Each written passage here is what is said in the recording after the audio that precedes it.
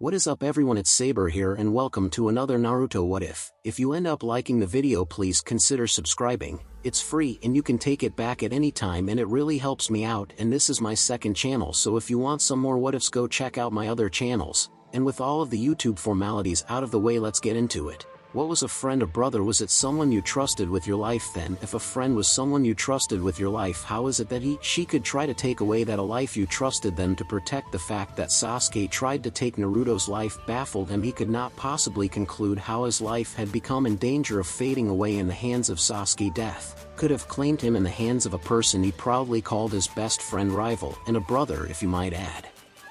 It was quite difficult to understand as to why Sasuke would try to kill him. True, he was trying to force the Uchiha back to Konoha, but that was his mission, and something sort of a personal goal for him. Sasuke might not have been able to understand it then, but forcing him back to Konoha was good for him. Was revenge enough to kill your best friend? If Naruto was asked the question, he would have given a resounding no. Never in his wildest imaginations had he ever thought of killing his best friend. For any reason, even if that friend tried to kill him, he would never dare to take someone's life, even the life of an enemy. Well, he had that mentality before the attempt to his life by Sasuke. Now he did not know what to think, which notion was best to believe, which path to take. All his life Naruto had endured pain, hatred, and loneliness, things that could break any man. His endurance and kind heart showed just how strong he was mentally. There is a breaking point that all people have. This was his breaking point, a point of impasse. His mind was nothing but a crumbling skyscraper. Negative and positive had joined and become one, each lost of their path limit, a border that he had never thought that he would ever reach at his young age. However, here he was, his limit reached. His mind could not function to its level best. The best way to program it so it could compute better was rebooting. Perhaps if he reboots, he could see what the world offered him. He certainly could not continue on the path that he had been taking after it had nearly cost him his valuable life. Only a fool would continue on such path. Naruto lay inside the hospital bed, his entire body wrapped up with bandages. This was the first time that Naruto was been admitted to the hospital and not think of running away. Mostly his attempts to run away had proven to be a success. Today he had no thoughts of an escape plan.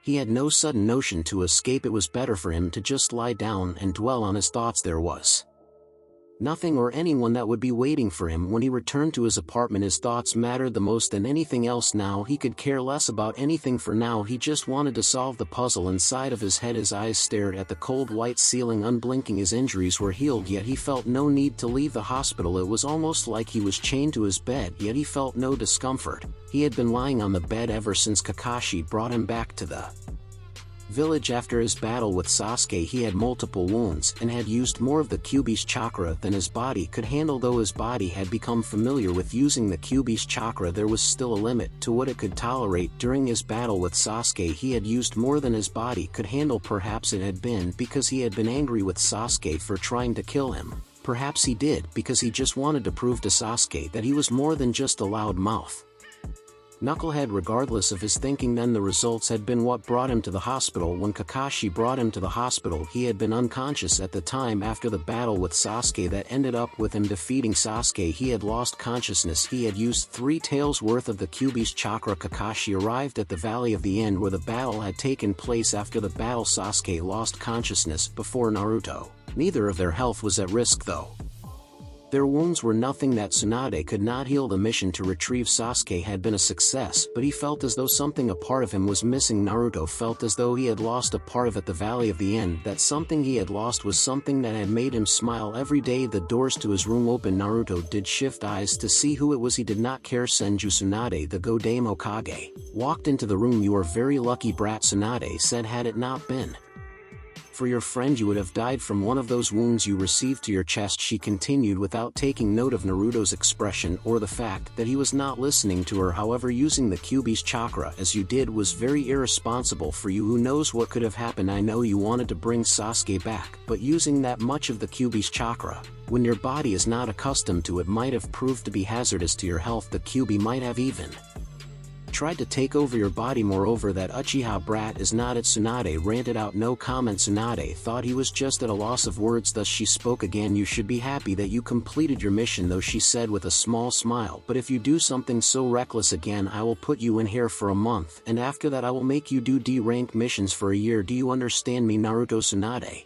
threatened in a seriously. She knew how well Naruto hated the hospital he hated even just a step inside the building itself. He also hated doing D-rank missions as he was too cool and awesome for it. Someone of his skills and greatness is over-ranked to do D-ranked missions. Yeah right, Tsunade thought with a snort. No comment. Naruto's eyes continued to stare at the white cold ceiling. He was not listening to what Tsunade was saying. He did not care. He had a lot to deal with in his thoughts. He had a puzzle to solve. A tick mark formed on Tsunade's forehead. Are you listening to me, brat? Tsunade asked, just a second away from losing her temper. She hated it when Naruto did not listen to her when she spoke. It made her feel like an idiot because she was speaking to herself. Still Naruto said nothing, making Tsunade lose her calm. As another tit grew on her forehead, she clenched her fists and began to take giant footsteps towards Naruto. She was going to beat some sense into him. Even if she had to break a few bones, she would do it as long as it got her the results she needed.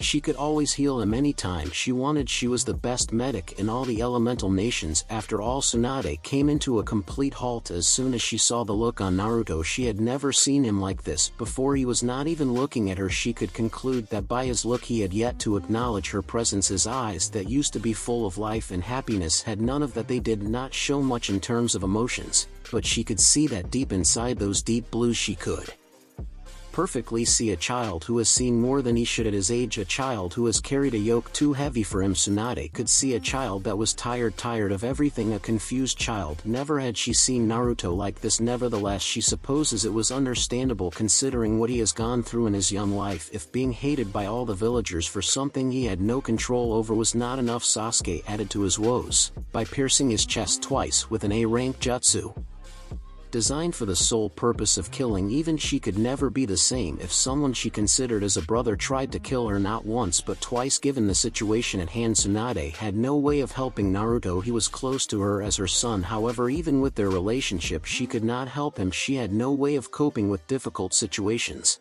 When her heart was burdened with issues, her way of coping was getting drunk. Getting drunk was not something she could advise Naruto to do.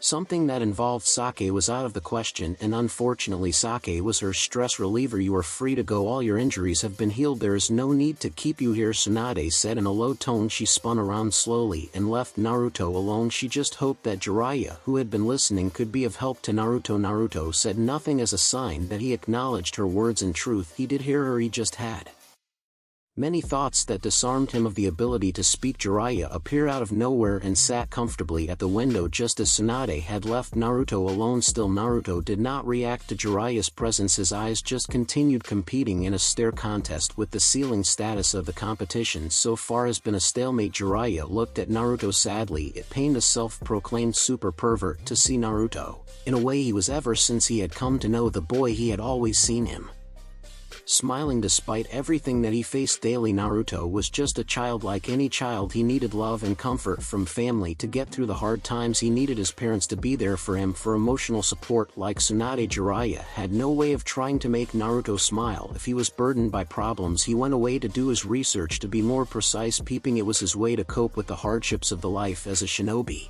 When one is a ninja, she experiences a lot of pain, most commonly because of the loss of loved ones. Being a shinobi was a lot more burdening than most people thought. People take it lightly, but the decisions that shinobi have to make may drive a non-shinobi insane due to their weight. Even some shinobi lose their sanity because of the weight of the choices they have to make. Nevertheless, unlike Tsunade, Jiraiya was willing to try something. He might not be best suited for this kind of situations, but he had lived many years and experienced many things to learn a few things or two. He had a way with words given his age. If you want to talk to someone, you know I am here for you, Naruto, Jiraiya said. After a long deliberation in his head, Naruto remained as he was, his eyes never leaving the ceiling. Jiraiya sighed. That was not the way to start the conversation. He had been listening when Tsunade spoke to Naruto. Tsunade had spoken, but Naruto did not respond. He just stared at the ceiling like a cold, frozen, lifeless corpse. If he did not respond to Tsunade, what made me think that he would speak to me? Jiraiya thought with a sigh. Naruto, I know it must be hard for you accepting that Sasuke tried to kill you, Jiraiya said, his eyes leaving the blonde, but you have to accept that Sasuke tried to kill you, and it was not because he was not thinking straight or under the influence of the cursed seal like some people might say. He said, being honest with Naruto, it might be harsh, but it was the truth, and for Naruto to move on he had to accept that Sasuke was never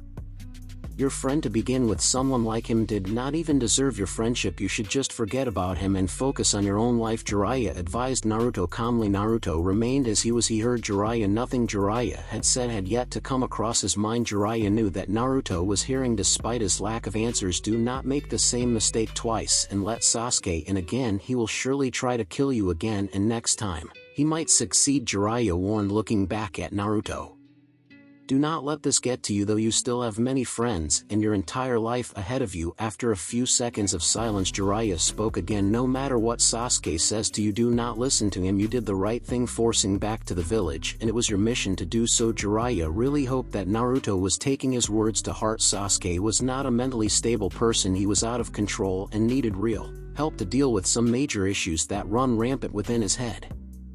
If Naruto did try to befriend Sasuke again, the Uchiha was surely going to try to kill Naruto again given the chance. Jiraiya smiled proudly as a thought sneaked into his head. I am proud of you as my apprentice for beating the Uchiha. It does not matter if you use the Kyuubi's chakra or not. What matters is that you. Jiraiya trailed off upon seeing Naruto move. Naruto slowly made his way out of the bed. Jiraiya just watched him curiously. Naruto walked out of the room without even sparing Jiraiya a glance. Jiraiya stared at the door with a single thought running through his head. Did he just use the door? He thought to himself. From what he had seen so far and what he heard, Naruto had never, not even once, used the two to leave the hospital. Perhaps it was because he usually ran away. Nevertheless, even when he was given permission to go, he never used the door. It was always the window for Naruto. This is serious. I must go see him, Jiraiya thought. Disappearing in a puff of smoke, Naruto stepped out of the hospital room. Jiraiya spoke. He heard him. It did not change his train of thoughts. His thoughts had been continuing as they had been before. Jiraiya showed up. Nothing Jiraiya had said made any difference to his train of thoughts. It was as if the Sannin never spoke to begin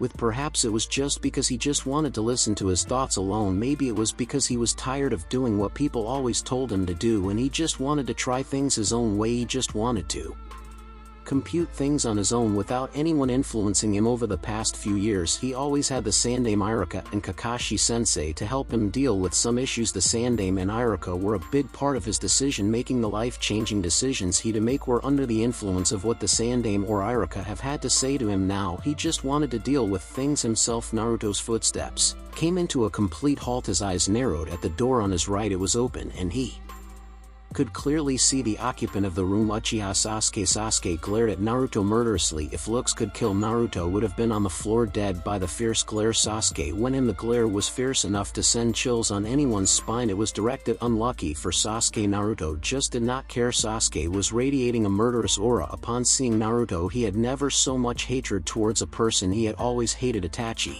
More than anything, he devoted his life to kill Itachi.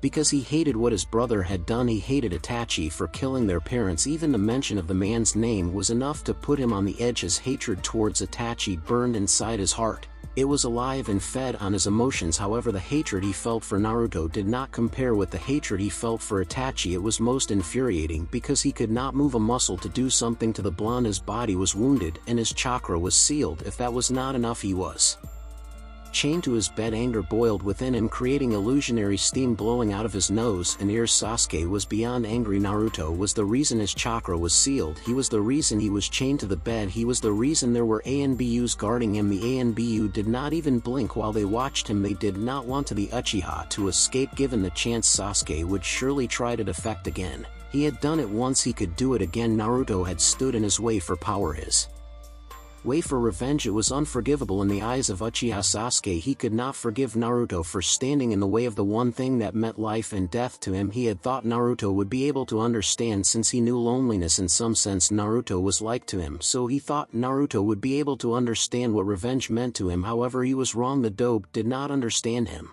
at all. Sasuke had cursed himself for thinking that Naruto would understand him. Naruto never had any parents to begin with. He never had anyone taken away from him. Naruto did not have his brother kill their parents just because he wanted to test his strength. Naruto was unlike him. They could never be alike. He was not Stark within Konoha Hawks watching him 24/7. Naruto was to blame for all this. Sasuke felt his pride damn degraded by the fact that Naruto had achieved the feat of stopping him from defecting by defeating him. Naruto, the dead last of their academy class, had defeated him.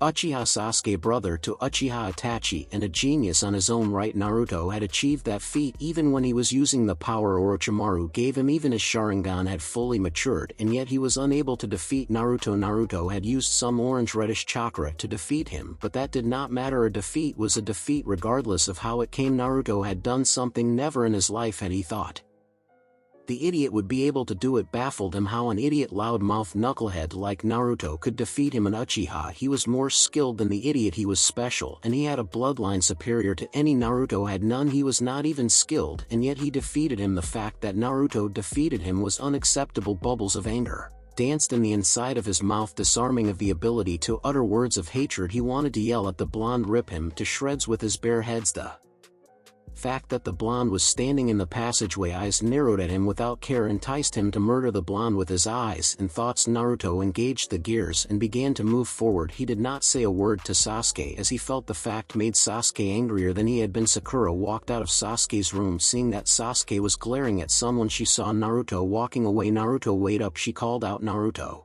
did not stop to listen to what she had to say. Sakura increased her pace and walked up to Naruto. Naruto was walking at a rather comfortable pace. I heard from Tsunade-sama that Sasuke-kun tried to kill you, Sakura said, walking beside Naruto. I am sure he did not mean to. Sasuke-kun would never do something like that. If he were thinking straight, he was not thinking straight, Sakura said, believing in her own words. She did not believe that Sasuke could try to kill Naruto when he was thinking straight. Naruto was his teammate. They were like family. Family did not try to kill each other, although she could never admit it to anyone. Naruto was close to Sasuke than she was. Well, anyway, I just wanted to thank you for keeping your promise to bring Sasuke-kun, Sakura said with a genuine smile as she came to a halt. Naruto just walked away without saying a thing, not a damn thing. Sakura stood still watching Naruto with a confused look spreading across her face. Hokage's office. Like any other day, Jiraiya burst through Tsunade's office through the window. Tsunade was used to Jiraiya's unique way of entering her office, but sometimes it just annoyed her. She could not understand why he would choose to use the window when the door existed. No matter how many times she has told the perverted Sannin to use the door, he continues to use the window. Even if she closes the window, he breaks it just so he could enter. It was often disturbing because normally she would be taking a nap.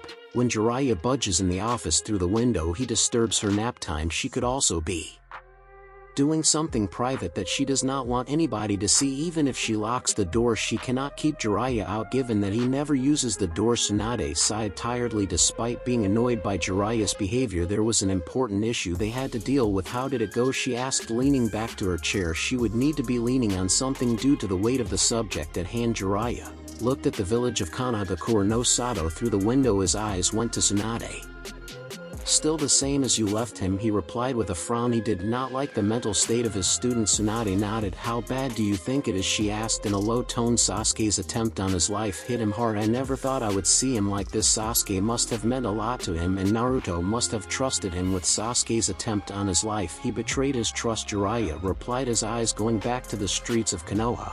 Having someone you trusted betray you was one thing that was heartbreaking even for him. However, he was experienced and it would not affect him as much it would to Naruto given that he was still just a child. Do you think he will be okay, Jiraiya? I can't bear to see him like that, Tsunade said sadly. As any mother, she could not handle seeing Naruto in the condition he was. She wanted to see him smile and laugh, call her Ba-chan, do all the annoying things he did. She could contend with that, but what had become of Naruto due to Sasuke's actions she could not contend with. Don't worry, Haim, he will be fine. He just needs time to deal with all the issues and he will be back to his happy self again, Jiraiya said, trying to soothe Tsunade's worries despite saying it like he believed Naruto would return to normal. Something inside of him was telling him otherwise. I hope he does go back to his usual self soon, Tsunade stated with a worried look on her face. Jiraiya nodded. We have to do something about Naruto and Sasuke. They can't be allowed to be near each other or another battle might be ignited, and if that happens someone might die given both their current mindset, Jiraiya said looking at Tsunade. If they two were not separated and Sasuke was outside the hospital, he would surely try to get back at Naruto for standing in his way of revenge. Given what had happened, Naruto would certainly not wait for Sasuke try to kill him again. The mention of Sasuke's name made the Godame Hokage's blood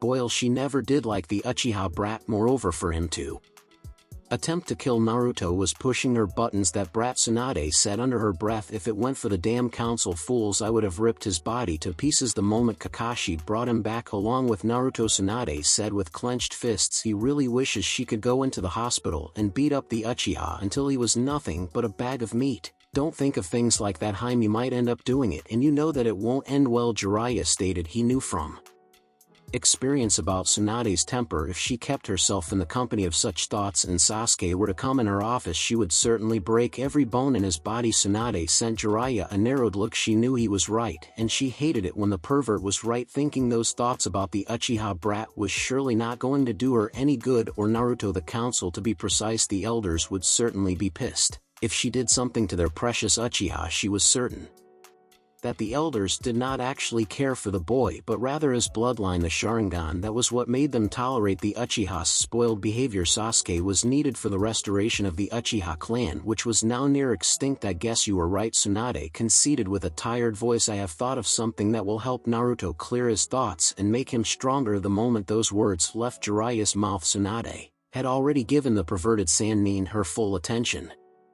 You are aware that the Akatsuki is after Naruto for the Kyuubi. Naruto can be captured at any time if he does not have someone capable of fighting off S-rank criminals. Jiraiya paused for a moment. Tsunade nodded in understanding of Jiraiya's words. Naruto also needs to train so that he can be able to protect himself against the Akatsuki. What are you suggesting, Jiraiya? Tsunade asked. She did have a guess as to what her former teammate was trying to say. I want to take Naruto on a 3-year training trip. I will train him so that he can be able to protect himself against his enemies whilst also protecting him, the Akatsuki, Jiraiya said, and fresh air from outside of the village will be good for Naruto. Given his current state of mind, going into a place that he is not familiar with will give him the best atmosphere to think clearly, Jiraiya added, selling the idea to Tsunade. Tsunade took a thoughtful look on her face as she dissected Jiraiya's words. She could trust Jiraiya with Naruto's safety. The pervert was the strongest in the village. He could handle S-rank criminals on his own. Naruto needed the training. His current skills were quite pathetic if she were to be honest. Without the Rasengan and the Kage Bunshin, Naruto had nothing. Kakashi never trained the boy, something she needed to discuss with the Jounin. When she does see him getting out of the village would definitely be the best option for Naruto. New faces and environment will certainly give the blonde new experiences. Different from the village, however, there was another thing that could put all that into jeopardy. Jiraiya was often irresponsible. He could not be trusted to always keep an eye on Naruto. He was prone to leave the blonde and go away to do his research. You have to promise me first that you won't leave Naruto alone to peep, Tsunade stated, looking at Jiraiya with a serious expression on her face. Haim, I have told you many times that it's not peeping, it is called doing research, Jiraiya said, correcting Tsunade on her error for calling his precious research peeping. If you can't promise me that, then you can't take Naruto. I can always have Kakashi and some trusted ANBU train him here inside the village, Tsunade said with a hidden smirk. That was always an option, but Kakashi had to be forced to do it given that he had been Naruto's sensei for months, and he never taught him anything other than tree walking exercise. Fine, I won't leave him alone to do my research, Jiraiya said in a defeated tone. Tsunade smiled, though she knew Jiraiya would never stop peeping. He had been doing it as far as she could remember her younger days. When do you plan on leaving? 2 days, Jiraiya replied. I will get the paperwork signed. I just hope that you don't plan to turn him into a pervert like you, Tsunade finished with a glare leveled at the Sannin. Jiraiya smiled nervously. It had crossed his mind,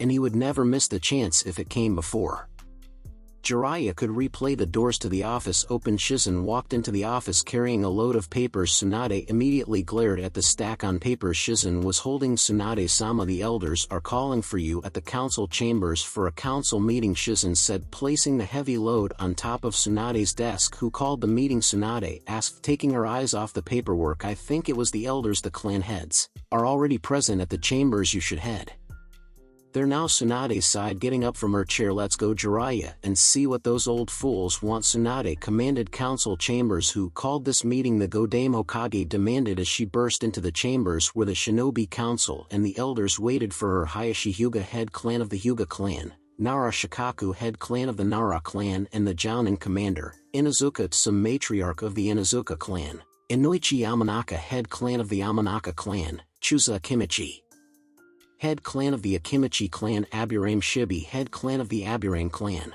Hamura Mito Kato Koharu Utatane and Shimura Danzu were there. The retired shinobi. This entire people, including the Hokage, formed the Shinobi Council. Civilian council members were not invited given that they had no say in shinobi matters. Tsunade took her steps and sat at her seat with Jiraiya closely behind her. Nobody would tell him to leave the council chambers. Even when he was not a member, he was the strongest in the village and most important a Sannin that gave him privileges that other shinobi did not have. So Tsunade barked, narrowing her eyes around the table to look at each council member. The clan heads shifted their eyes towards the elders, prompting Koharu to speak up. Tsunade, it was us who called this meeting, she said. How many times have I told you to address me with proper respect? Tsunade asked rhetorically while glaring daggers at the retired ninja.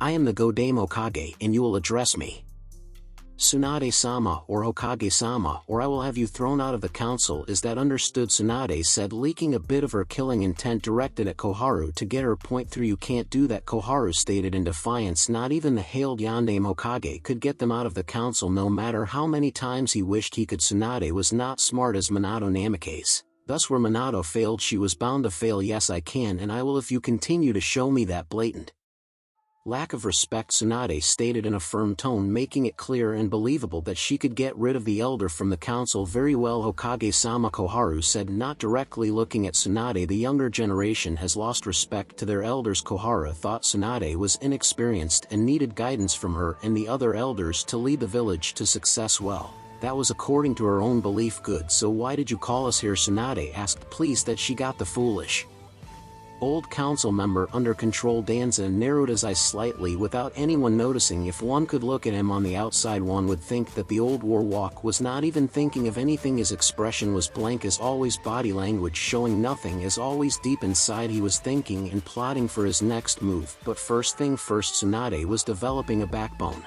With the way she was handling things now, it would not be easy to manipulate her. Nevertheless, Tsunade, she is bound to make careless mistakes due to her short temper and the emotions that hinder her from doing her job. Danza thought with an inward smirk. We called this meeting to discuss Uchiha Sasuke and Uzumaki Naruto, Hamura stated, looking at everyone within the chambers. Tsunade sighed with a grim expression spreading across her face. She could not be cheerful about the subject of the meeting. The meeting was bound to give her more work to do and more matters to solve. As you are all aware, Uchiha Sasuke has recently attempted to flee from the village, but thankfully he was brought back to the village. Hamura continued, our children almost died trying to bring back, and I heard he almost succeeded in killing his best friend. Some commented she could care less about the Uchiha. Her son Kiba was at the hospital in a critical condition because of him. Her words earned a few nods from clan heads, which were blissfully ignored by Hamura as he continued, we must do something about him, or he will try to leave the village again given the chances. You all know we cannot afford to lose the Sharingan, he said, making it clear that what was important in Sasuke was not the boy himself but his Dojutsu and the fact that he was the only one present that could produce more Sharingans. I suggest we lock him up in a cell. A prison sentence is what he deserves for trying to betray the village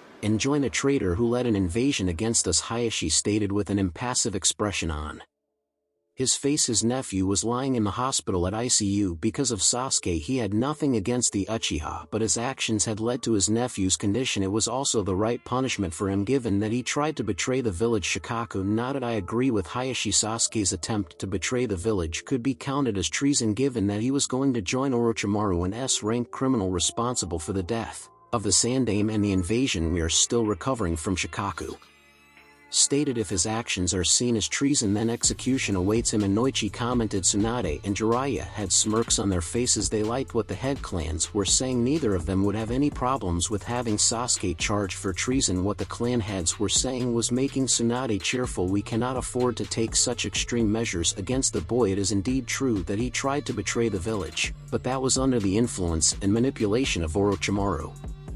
As Hamura has said, we cannot afford to lose the Sharingan. We need the Sharingan to strengthen our military power. Koharu objected. The Sharingan was a powerful weapon that they cannot afford to lose if they want to remain as the strongest hidden village in the elemental nations. What do you suggest? Tsunade asked. For the sake of it, I suggest a more lenient punishment. We should lock him up in a cell for 6 months, and then let him out, then train him to get the power he needs so that he does not Attempt to leave the village again. We all know that he attempted to leave the village for the sake of power, Koharu stated with a calm look on her face. No, we cannot treat the brat like a spoiled brat. Sasuke is no different from any other shinobi of the village, thus he cannot be treated differently. The favorable treatment is what turned him into what he is right now, Tsunade stated firmly. I agree with Hein, we cannot allow him to think that he can get away with anything inappropriate. Punishment has to be sanctioned, though I agree with you on one point. The Sharingan is indeed a powerful weapon. We cannot afford to lose. Jiraiya spoke for the first since arriving at the chambers. Danzo smiled inwardly. Jiraiya had just given him an opportunity to play his card. Danzo cleared his throat, getting the attention of the rest of the council. I have a suggestion that will please everyone, he stated, getting everyone to be interested to what he had to say. They all knew the old Warhawk was always scheming something. It was obvious that the old Warhawk was prepared for this. It was certainly interesting to see what he had cooked up this time. Give the Uchiha to me, I can train him and give him the power he desires, and in return I will turn him into a perfect weapon for Konoha. That will never betray us, Danzo said with a hidden smirk. His face remained blank as it had been, as if he did not say a thing, while inside he was planning to turn the Uchiha into a perfect weapon for himself and a perfect weapon for yourself. Most of the council members thought eyes looking at Danzo. Tsunade thought for a moment that could work. I have no doubt that you can turn him into weapon for Konoha, but like all shinobi you train, they turn out to be loyal to you to the end, Tsunade commented, not hiding the fact that she knew that his root was still active. The root were highly trained and could be useful in the future, which was why she had not done anything against it. But having Sasuke locked up at your root bases will not give him a chance to escape. It was a risky move to allow Danzo to have Sasuke, but it was the best given the current situation. It will also leave her without to deal with Sasuke. My training will also teach the boy proper manners, Danzo added, trying to make things to his favor. If there are no objections, I will allow Danzo to train Sasuke, Tsunade said, looking around the table to see if there was an objection. The clan heads said nothing. If Tsunade was allowing Danzo to have Sasuke, she must have a plan cooked up. Hamura and Koharu had no objections. Seeing no objections, Tsunade spoke again. I will allow you to have Sasuke under one condition. Danzo narrowed his eyes at Tsunade. You are only training Sasuke to become strong and loyal to the village. You will return him under my control after you have finished training him, and you will give me monthly reports about his progress, Tsunade stated firmly. Danzo nodded. He was fine with the conditions. He had expected her to say something like that. He would have been a fool to think that Tsunade would leave him unchecked and allow Sasuke to work for his root. Good, I think that's all for now, Tsunade stated. Hokage-sama, Koharu said, there is another issue that needs to be discussed. Which is? Tsunade asked impatiently. The Kyuubi. Danzo replied he desired to have the Kyuubi under his control. With Sasuke and the Kyuubi under his control, he would be unstoppable. He could picture himself sitting at the Hokage's seat with his weapons kneeling beside him. You mean Naruto, right? Tsunade said dangerously, looking at Danzo. Danzo nodded in return. Their issue with Naruto has already been solved, so there is no need to discuss it, Tsunade stated dismissively. Will you tell us what you have discussed and with whom? Danzo asked. I have discussed Naruto with Jiraiya. Naruto will leave with Jiraiya for a 3-year training trip, Tsunade responded. That is a logical solution. Jiraiya-sama is the strongest and the only one capable of protecting Naruto. The training trip will help Naruto become strong so he can be able to protect himself in the future, Shikaku commented. Tsunade nodded. There will be no other thing to be discussed about Naruto. I have made a choice and it will not be changed, Tsunade stated firmly with a fierce glare, daring anyone Danzo to say otherwise. Good, this meeting is over. You are all dismissed, Tsunade said, dismissing everyone. Danzo left the chamber with a calm look on his face. Despite not being able to get the Kyuubi, but he would wait. He had not come this far because he was impatient. Patience was virtue. He knew it. He would get his hands on the Kyuubi, or so he thought. That went well, that I anticipated, and you are handling the elders way better than Sensei did, Jiraiya commented after everyone had left the chambers aside from him and Tsunade. Yes, it did, Tsunade said with a small smile. That is because I am unlike Sensei. Sensei cared too much about what they thought and allowed them to make some decisions for him, Tsunade stated. Jiraiya nodded in agreement. The Sandaime had allowed the old fools to dictate most things under his watch. He even allowed Danzo to do as he pleased. I'm surprised that you allowed Danzo to train Sasuke knowing that he might try to make the brat loyal to him, Jiraiya said. Are you sure that was a good decision? It was a risky move. but I doubt that even Danzu will succeed in making the brat his personal weapon. He might get the brat to stay in the village, but controlling him I doubt that will happen," Tsunade said, not knowing how right she was. The following day Naruto sat alone at the Hokage's monument overlooking the village. His eyes seemed like they were looking past the village of Konohagakure no Sato. His eyes were not looking at Konoha, but past the village himself. He was looking at himself through the village. A mirror of himself reflected at the end of the village showed a rather gloomy image of him, one that was like an alien that would scare those that knew him. It was not every day that the happiest person in Konoha could turn out sad. It was something that would surprise even those that hated him. People expect to see Naruto grinning from left to right, even though it was often called annoying. It was what people expected from Naruto. Anything less than that was shocking. Naruto had not seen any of his friends that were at the hospital. He did not even go to get some ramen. The ramen stand was the place he always went after leaving the hospital. However, Naruto was not functioning as he normally did. His ways were lost, some forgotten, some he just did not care. Kakashi appeared via sunshine and stood beside Naruto. He did not have his usual orange book within his hands. Kakashi lacked even his usual eyes smile. His right eye seemed unfocused. One could very well tell that the Jounin was not having the best of days.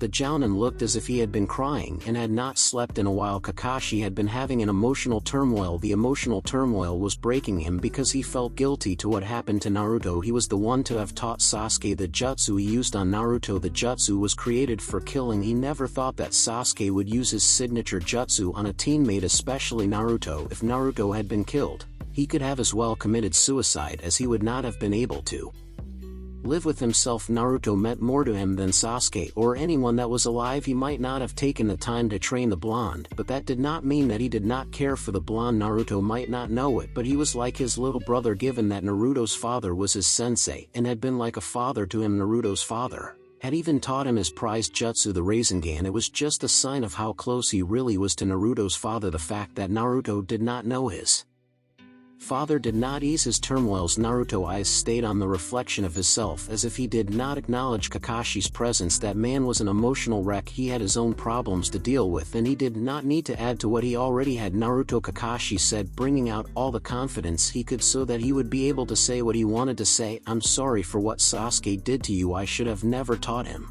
that jutsu. It is my fault for teaching him. I just never thought he would use it on you," Kakashi said, sadness, guilt, and regret dripping from the tone of his voice. Naruto stood and turned around to face Kakashi. Kakashi could clearly see that he was looking past him. "Guilt, regret, have none of that," Naruto said in a monotone voice before walking away. The words danced inside Kakashi's head. He could not understand what Naruto meant by his words. Was Naruto telling not to regret teaching Sasuke Chidori? Was he saying that he should not feel guilty for Sasuke's actions? If that was it, did Naruto not find him guilty for Sasuke's actions? Was Naruto telling him to be sad for what Sasuke did to him? All the questions left him confused. He could not understand what Naruto meant. To understand, he would have to find someone who could help him. Later that day at Karaku Ramen, Naruto was having his lunch at the ramen stand. He was eating his ramen at a rather comfortable pace. He was not devouring it as he normally did. He was savoring it. This caused both Tsuchi and Ayame to stare at him with wide eyes. "Naruto, is everything alright?" Ayame asked her, toned down. Naruto just shook his head and continued to eat his ramen. He was not going to lie and say things were fine when they were not. He was not alright, and he would say he was not alright. Saying he was fine when he was not did not help at all. Father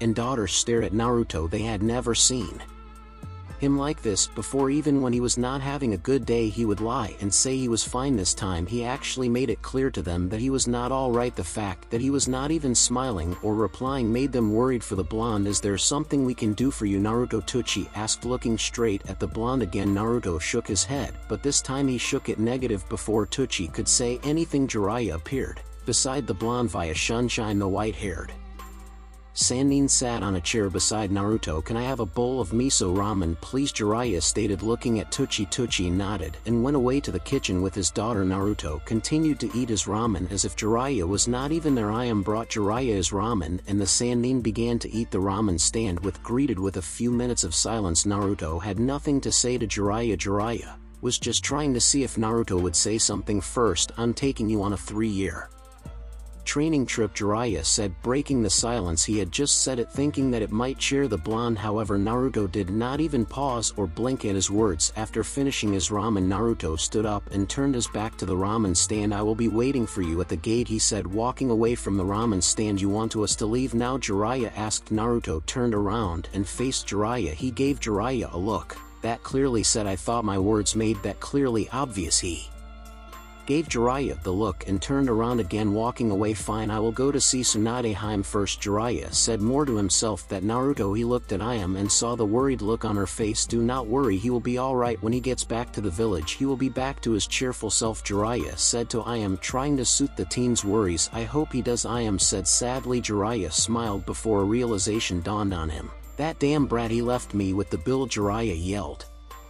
Particularly to no one. Naruto had left without paying for his ramen, which meant he had to pay. He hated paying bills, he hated using his money. It was why when he was traveling with Naruto while they searched for Tsunade, he used Naruto's money to pay for the bills. 25 minutes later, Jiraiya appeared at the large gates of Kanagakure no Sado in a swirl of leaves. He had gone to Tsunade to get the documents for him and Naruto. The documents would help them for when they visited other villages and for when they returned. The Hokage signed the documents. The documents also acted as proof that they were indeed at a training trip should someone question their disappearance. Jiraiya saw Naruto leaning against the wall with his hands in his pockets. He noticed that Naruto had not changed his clothes and was not even carrying a bag for his things. Naruto walked forward, passing Jiraiya. Jiraiya just turned around, stared at Naruto's back. Naruto, where's your bag? You cannot go on a training trip without packing a few essential things, he said. I have nothing to pack. Therefore I have no need for a bag, Naruto replied monotonously as he continued to walk away from the gate. Jiraiya sighed and followed Naruto from behind. This is surely going to be long, 3 years if he does not change quickly, Jiraiya thought, looking at Naruto. 3 days later, Naruto lay in a bed at a hotel. They were at a small town they had come across. Jiraiya had tried to hustle money from Naruto to pay for their rooms. However,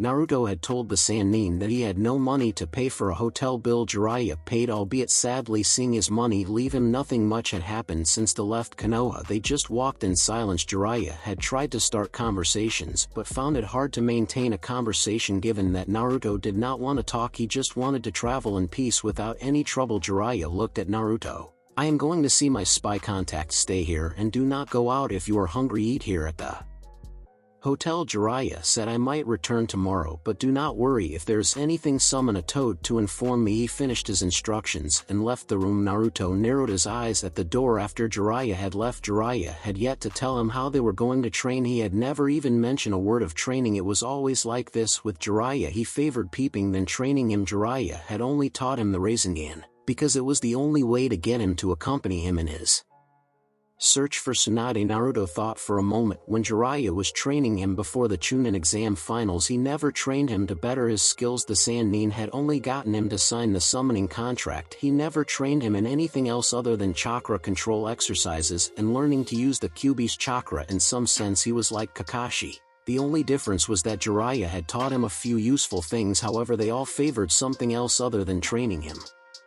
During his time with Jiraiya, the Sannin had always spoken about utilizing the Kyuubi's chakra. It was as if Jiraiya thought he was nothing without the Kyuubi's chakra. Controlling the Kyuubi's was most likely what Jiraiya was going to teach him for the whole 3 years. Naruto remembered correctly, the Sannin had already started training him in using the Kyuubi's chakra. He was surely not going to train the way he wanted, and his jutsu arsenal would not increase if he stayed with Jiraiya. The Sannin had introduced him to water walking. He had yet to perfect the exercise. Chakra control exercises were certainly what they would do first, and with Jiraiya it would take a year for the exercises to be completed. If he were being honest with himself, he would say that his ninjutsu arsenal was pathetic. All he had was the Rasengan and the Kage Bunshin. Take that away and he had nothing. He would be just as useless as Sakura. Naruto wanted to increase his own skills. The Kyuubi's chakra would act as his last resort of triumph card. Staying with Jiraiya would certainly do him no good. Without another thought, Naruto walked towards Jiraiya's bag. He opened it and took out his training trip documents. He folded the document and pocketed it without a second thought. Naruto walked out of the room calmly, using the door. He even used the door. Leaving the door, he was in no hurry or afraid that Jiraiya would catch him. Naruto knew that Jiraiya was getting drunk somewhere with women. He paid it would take a day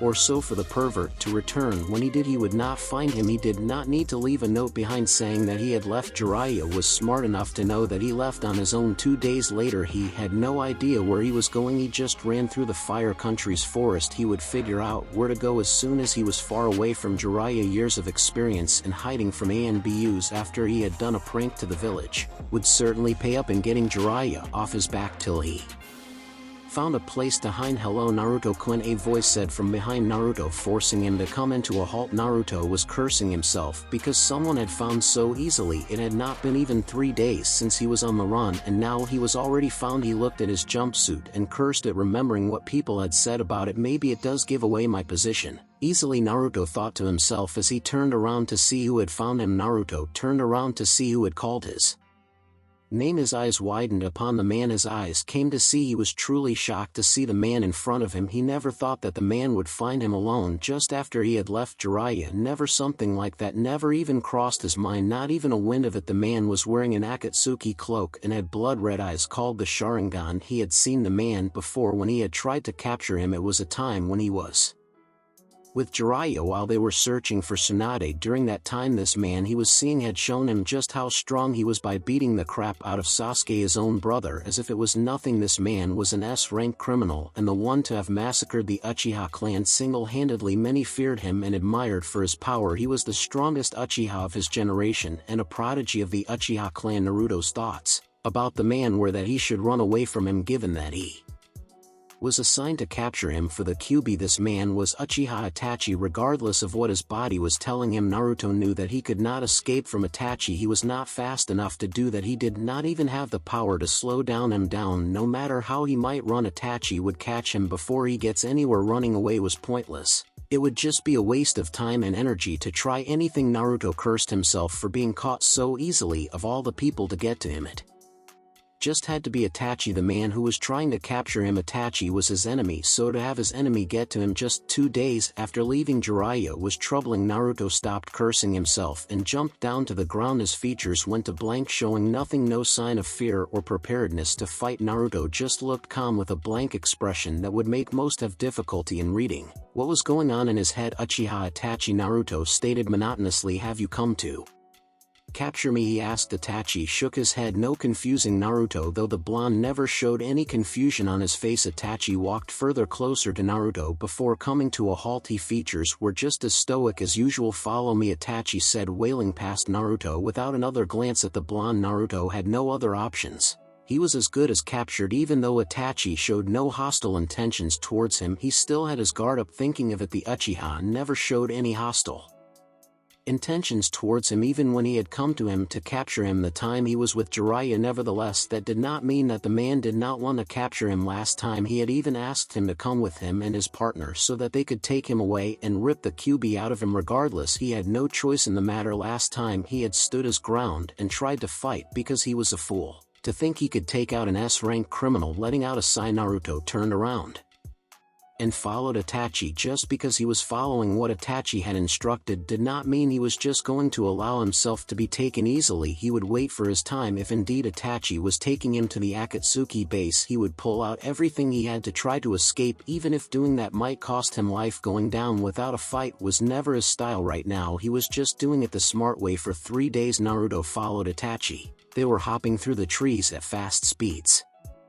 They only rested a little to recover spent energy. While on the stops, Itachi would hunt for food for them to eat. One could not travel with a complaining stomach for days. The only time Itachi spoke was when he was telling Naruto to stop so they rest, and when he was telling him to get ready so that they could leave. Naruto did not mind the silence, though it worked better for him. He still had to work on what to do with his life after the events of the Valley of the End. His past life was what led to the event to happen at the valley. He did not want to leave that life again. He did not wish to be betrayed again. It hurt more than anything did. While traveling with Itachi in silence, he was working on finding a solution for himself. He also had to think about his training. The training was why he had left Konoha in the first place. The training was why he had abandoned Jiraiya. There was also his current situation. Any choice he would make regarding his future would be worthless if Itachi took him to the nest of Akatsuki. He did feel a part of him telling him that it was not the case, but still he could never be sure. He did not know much about Itachi. What he knew was that he was Sasuke's older brother, a member of the Akatsuki, and the man responsible for the Uchiha clan massacre. What he knew was just common knowledge. Everyone who has heard of the Uchiha knew. He was also wondering where the Uchiha was taking him. Itachi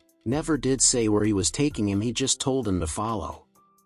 Itachi was truly surprised that Naruto could keep up with him without sticking out his mouth like a tired dog gasping for air. He had heard that the boy was energetic, but he did not think he was this energetic. The fact that he only seemed slightly winded meant that the kid had a lot of chakra and stamina. Even for a Jinchuriki, he had to have tire already. It was not every day that one found a genin who could keep up with an S-rank shinobi without so much as complaining. A few hours later, Itachi dropped from the trees, making Naruto imitate him. They walked slowly for a few minutes before they arrived at what seemed to be a house. The front of the house had an Uchiha clan crest painted on them. The house hidden, it would make it a hideout. Naruto just followed Itachi from behind as they entered the doors inside the house. Itachi led Naruto to the kitchen and motioned for the blonde to sit down. Naruto was first to speak as he was confused. It did not seem like Itachi wanted to take him to the nest of Akatsuki. What is this place, he asked, looking straight at the Uchiha clan hideout. Itachi replied with an impassive tone. It was one of the hideouts that was located within the forest of the Fire Country. The Uchiha clan had many hideouts around the nations that they used before hidden villages were formed. How were you able to find me so easily? After I abandoned Jiraiya, I was sure that I had covered my tracks well enough to hide from everyone, Naruto asked curiously. Itachi just happened to find him just after he had abandoned Jiraiya. He knew Itachi had been assigned to capture him. Jiraiya had told him that much. However, the timing of the Uchiha's appearance was making him curious. I have been watching you since your fight with Sasuke at the Valley of the End, Itachi replied, his eyes searching how Naruto would react to being reminded of his fight with Sasuke. Naruto gave none, which made him suspicious of the blonde. Why was it so you could capture me easily? Itachi shook his head. I was not watching you because of my job as a member of the Akatsuki. I was watching you because I was interested in you. Naruto looked at the Uchiha for a second. Why, you were the only person to have been close to my foolish little brother, so close that you used to see each other as brothers, and other reasons, Itachi replied nonchalantly. Naruto noticed wherein used Itachi references relationship in past tense, where something like a smile formed on Itachi's face only for a second. Though you are very perceptive than people give you credit, Itachi commented. Naruto just shrugged his shoulders. You are also very calm than usual given the situation you are in. Moreover, the impassive look on your face is not something that seems to have been adapted to recently. It seems like it has been there for quite a while now, he added. Again, Naruto just shrugged his shoulders. Perhaps it might have been, he replied. So Naruto continued, going back to his question, given your reaction towards Sasuke's attempts to kill you and how you are now, it is logical that you no longer see him as your brother, Itachi said flatly. Sasuke was willing to kill you for the sake of power. Power to Sasuke was everything. It was his life, his greatest desire, and if anyone stood in his way of getting power, she would certainly be his enemies. Seeing as you did just that, resulting in Sasuke's attempts to take your life, it is logical to conclude that none of you see each other as brothers anymore, Itachi replied as if he had read both Naruto and Sasuke's minds. Naruto nodded. Sasuke no longer meant anything to him. The moment Sasuke pierced his chest with a Chidori in an attempt to kill him, their relationship was dead. Sasuke had succeeded in killing him. As such, Sasuke was dead to him. The Sasuke that was living now was just like any other shinobi of Konoha. It would not do him any good to keep clinging on to a selfish bastard like Sasuke. The Uchiha only cares about his revenge, and he did not matter to the Uchiha. That was why he had attempted to kill him. Therefore, he did not have to be concerned with someone like that. To put it simply, he no longer cared for Sasuke. That was why he was not even thinking of ways to kill Itachi for what he did to Sasuke. Whatever problems the two had, it was their own problems. He did not give a damn thing about it. He had no intentions of getting back to Sasuke. For trying to kill him, it was not worth the effort. Why did you bring me here? Naruto asked, wondering why the S-rank criminal had brought him to the hideout. Why did you leave Jiraiya and run off on your own? Itachi replied with a question of his own. I wanted to train. Naruto replied simply. Jiraiya is a Sannin. He could have given you the training you require. Itachi stated anyone would be thrilled to have the opportunity to be trained by one of the legendary three ninjas, the Sannins. However, Naruto ran away from Jiraiya. A Sannin, most people do refer him as the strongest of the Sanins, it was interesting to hear why Naruto had left Jiraiya. Naruto shook his head. The only training I would have gotten if I stayed with Jiraiya was chakra control exercises, a few taijutsu lessons, and learning to control the Kyuubi's chakra. Naruto stated that sort of training only makes me to be reliant on the Kyuubi. Without the fox's chakra I would be nothing. Itachi nodded. He knew too well shinobi with special abilities. In Naruto's case, the almost unlimited supply of chakra from the Kyuubi tended to rely on their special abilities. Uchiha clan members had come to be reliant on their Dijitsu, that without it they would be nothing. They had even forgotten how to fight without their Dijitsu. Such a mentality was because the Uchiha believed that they were superior to other people given that they wielded a Dijitsu powerful than others. True, their Dijitsu was indeed powerful, but that did not make them a powerful clan. Many strong shinobi had come up with ways to counterattack the abilities of the Sharingan, often rendering it useless in a battle. Naruto was a Jinchuriki. If he relies too much on the Kyuubi rather than his own strength, it would spell disaster. If you were to come across someone who was familiar with seals, they would just cut the flow of the Kyuubi's chakra to Naruto. That would it make impossible for him to use the chakra. Still, are you certain that is all he could have taught you? Naruto nodded. Jiraiya would not think twice to abandon me just so he could go do his research. A few moments of silence passed by. Itachi broke the silence. After thinking about something, I brought you here to offer you training, he revealed. Naruto's calm demeanor crumbled down within seconds of Itachi's words reaching him. Itachi was a criminal, someone who was a member of an organization that was after him. It was shocking to hear the Uchiha offering him training. What, a few weeks back he had been trying to capture him? Did I hear you correctly? Itachi only smiled slightly. Naruto's reaction to his offer was certainly amusing. To see the calmness that the blonde had been carrying just faltered with a few unexpected words. The kid still had a long way to go. If a few simple words could make him lose his calmness. You are a member of the Akatsuki, the very organization that is after me for the Kyuubi. Just a few weeks ago you tried to kidnap me with that shark, Naruto said, puzzled by the fact that Itachi was offering him training. Shark? Naruto was referring to Kisame. I'm no longer a member of the Akatsuki, Itachi revealed, shocking Naruto further. It is true that I did try to capture you, but that was when I was still a member of the organization, Itachi said, not finding any reason to hide the part. Truth, I find that hard to believe, Naruto said, banishing the shocked features in his face. However, I do know that you are not trying to capture me. If you wanted to, you would have done it already. Then moment I saw you, you are strong enough to knock me out in a blink of an eye. He paused for a moment. Your offer does make me curious, though. Why would you offer me training? I no longer have attachments to your brother and I am just a former target to you. You are rather smarter than you lead people to believe, Itachi commented. After Naruto had spoken, Naruto just shrugged again. He did not have to explain why he appeared a bit smart when Konoha knew him as a glorified idiot. You are an interesting person with a kind heart. Despite how Konoha has treated you, you do not hate anyone or the village for it. You fight to protect it. Even if it might cost you your life, you still do it regardless of that the same village hates you, Itachi stated. Naruto raised a brow. You speak as someone who actually cares about Konoha, but yet you are responsible for the massacre of your own clan, Naruto said with a thoughtful look on his face. To be honest, with the previous encounter with you and now, you do not seem like a psychotic killer to me as people portray you to be. However, appearances can be deceiving, Naruto said in a calm manner. If anything, Itachi seemed to be a rather peaceful person. Speaking from experience, Naruto knew what Itachi was referring to, but he just shrugged. He did not owe anyone an explanation. Perhaps a wise person does not believe everything he is told or hears, Itachi stated cryptically. As for my reasons for offering you training, I have informed you of them. You chose what you wish to believe, Itachi said, standing up. I will give you time to think about my offer. I will be gone and return in 5 days. When I do return, give me your answer, he stated, walking away without turning back. He spoke again. Everything you might need is within the hideout, he said, and disappeared, leaving Naruto with so much to think about. If Konoha found out he was in connection with a missing mine, he would certainly be in trouble. Itachi was a wanted man in Konoha. If anybody was to be aware of his whereabouts, they were to report it immediately to the Hokage here.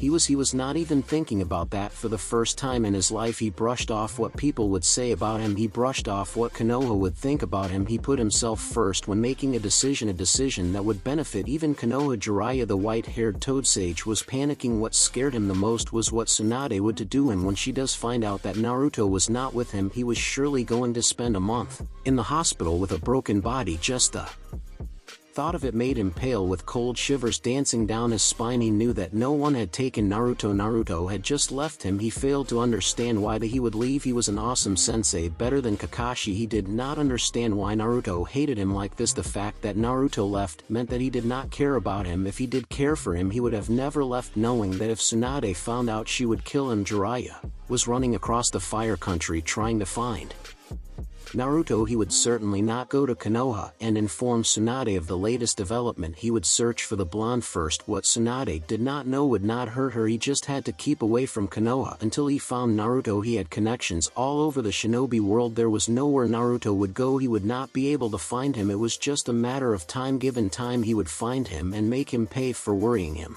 and risking his health. Naruto does not know much about the elemental nations and is too loud to keep hiding for a long time. I will find him soon enough, Jiraiya thought, hopping through trees. The Uchiha hideout. The days had passed and Itachi had returned. Naruto had made his decision on the first day. He had no other good option than the one Itachi was giving him. If there were to be consequences for his choice, he would gladly face them without fear or regret. The choice was his and he would live with his choice without regrets. Regrets did not change anything. They just make you miserable. Naruto would rather live with the consequences of his choice than being miserable for the rest of his life. When you make a choice, you had to stick by it regardless of the consequences. Once you start to question your choices, you begin to question your beliefs. Once that happens, you became lost. Naruto looked at Itachi without a smile on his face. The Uchiha was just staring at him impassively. So you have made your choice, Itachi stated. You knew I was going to accept your offer, Naruto said flatly. I have nowhere to go and I do not know anyone I could go to and hide while I train. I just abandoned Jiraiya without knowing where to go. You knew that and gave me the perfect offer knowing that I had no other choice. He said it was obvious that Itachi had calculated that he would have nowhere to go if he refused his offer. There was also no one who would train him if he refused Itachi's offer. Itachi had just capitalized on the situation. How perceptive of you. Itachi commented on how Naruto was able to see things. Perhaps I did, he said. I do find one thing rather curious though, Naruto stated. You say you are no longer a member of the Akatsuki, yet you still wear the Akatsuki cloak. I've grown fond of it, Itachi replied flatly. True, he had grown fond of it, but that was not the only reason he wore it. People feared the black cloak with red clouds, knowing that whoever was wearing it was an S-rank criminal. With that knowledge, people tended to avoid anyone who wore the cloak. The fact that people avoided the Akatsuki cloak influenced Itachi hold on to it. He rather enjoyed peace than needless bloodshed. If people saw the cloak, they would avoid picking a fight with him, leaving him alone to enjoy his peace. Why did you leave the Akatsuki? Naruto asked, wanting to know why Itachi would leave the home of S-rank criminals. You should not concern yourself with such things, Itachi replied. He did not intend to tell Naruto why he left the organization for now. That is, Naruto nodded, but that did not mean he had lost his curiosity. It just was not important at this time. When do we begin the training? We will begin tomorrow. You should rest, Itachi said, walking away from Naruto. It was not even night. Naruto wondered what kind of training he would have to go through. Naruto shrugged off his thoughts and went outside the hideout. Naruto went through hand seals and slammed his hands on the ground. Kuchios no Jutsu. In a large puff of smoke, a colossal dull dusty red toad appeared. Why have you called me Jiraiya? The giant toad grumbled. He certainly did not want to be used as Jiraiya's escape jutsu, for when he was caught peeping, Jiraiya also had the nerve to summon him just so he could do his stupid pose with him. Chief, it was me who summoned you, Naruto stated, sitting comfortably on top of the toad's head. The toad Naruto had summoned was the toad chief Gamabunta. What is it, Gaki? Gamabunta asked, looking around. This does not look like a battlefield. No, it doesn't, Naruto said. Then why have you called me? I have a favor that I must request from you, Naruto said, his tone calm now. Gamabunta came to notice the difference in Naruto's tone, which made him curious. He did not ask anything nonetheless. What favor? I was supposed to be on a training trip with Jiraiya for 3 years, however I abandoned Jiraiya because he would no train me the way I want to be trained. Naruto paused for a moment. Jiraiya will probably try to get you or any other toad to reverse summon me to Mount Mayuboku once he realizes that he could me that way. I want you to tell him you cannot reverse me. Gamabunta was quiet for a moment. Was it really necessary for you to leave Jiraiya? Yes, Naruto replied flatly. So will you do it, Gaki? You are asking me to lie to Jiraiya. That is something I cannot do given that Jiraiya has been a very loyal summoner for many years, Gamabunta replied. If you can't lie, then simply tell him you can't because I asked you no to do it, Naruto stated Gamabunta sighed. He really could not refuse the kid. Fine, he said. Are you sure it is safe without Jiraiya protecting you? He asked, worried for the blonde. Don't worry about me, I am in good hands, Naruto replied with a smile. Summon Gamakichi regularly so that I can be able to see that you are well, Gamabunta said as he disappeared back to Mount Mayuboku. Naruto smiled. That was a problem solved. Jiraiya would have no way of tracking him now. If the toads refused to help him, he could continue now without having to worry about Jiraiya finding him through the toads. He could not have the toads null his contract just so Jiraiya could not track him. The toad contract was important and valuable. He would be foolish to willingly have it cancelled. Itachi smiled. Not far away from Naruto, Naruto was doing well to cover his tracks. The fact that he had thought of having the toads refuse to reverse summon him if Jiraiya asked before Jiraiya had thought of it meant much about his thinking process. The following day, as early as the day had taken its shift, Itachi had already taken Naruto outside to a small training ground. Naruto had no complaints. He was not even sleeping when Itachi had come to wake him up. Sleep had eluded him all night. Itachi wanted to get Naruto started with the training as soon as possible. He had so much to train the blonde, and for him to teach Naruto everything he had to take time and use it wisely. He had time, but the shinobi world was unpredictable. Today you could say you have time, tomorrow you find you do not have it. Where the time went becomes a mystery. Itachi took time seriously. He did not take it for granted. He believed that time not used beneficially would surely be regretted in their near future. The skills you have as a ninja are the Kage Bunshin Rasengan. The two are your most powerful techniques, Itachi stated, reminding of his ninjutsu arsenal. You have no defined taijutsu style, and you lack speed. Naruto was a brawler. He had no taijutsu style. He just fought as he could without taking a defined taijutsu style because he never trained in taijutsu. He lacked speed. Probably the only male genin who Naruto could beat in speed was Shikamaru and maybe Chuji. Before I begin to teach you anything, you must have Jounin level chakra control.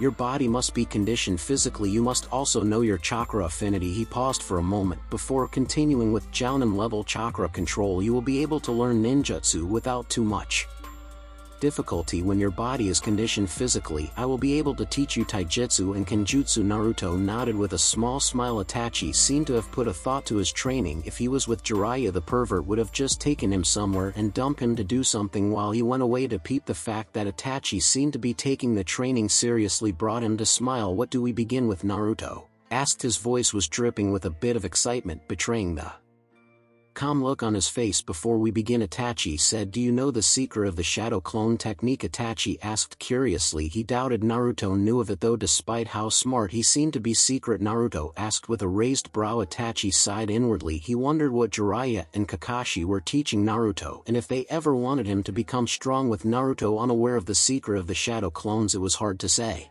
that they wanted him to become strong. If they wanted him to become strong, they could have told him the secret. Naruto could have achieved so much with the shadow clones. He was truly disappointed in both Jiraiya and Kakashi for willingly keeping this kind of information to Naruto. It appears that Kakashi, Jiraiya, nor the Sandaime for that matter saw it as something of significance to tell you this, Itachi stated. Even the Sandaime knew Naruto was able to use the shadow clone jutsu, and yet he did not tell him of the secret. The shadow clone jutsu has a unique ability that allows the clones to transfer the memories and experiences they gained back to the user when they disperse. Itachi revealed the secret to Naruto. I have never noticed that despite the fact that I always use the jutsu, Naruto said with a thoughtful expression. I wonder why Jiraiya and Kakashi never told me of it though. He thought aloud but shrugged off his thoughts. They did not tell him because they had their own reasons. He did not have to wonder about their reasons where it was not worth the effort. As you might have concluded, the shadow clone can be a very useful tool. When used for training, you can be able to achieve a year's worth of training within a week by using shadow clones. Not everyone can survive that kind of training, Itachi stated. How many clones can you make? About 2,000, Naruto replied nonchalantly as if it was nothing astounding. Itachi raised a single brow. Can you still fight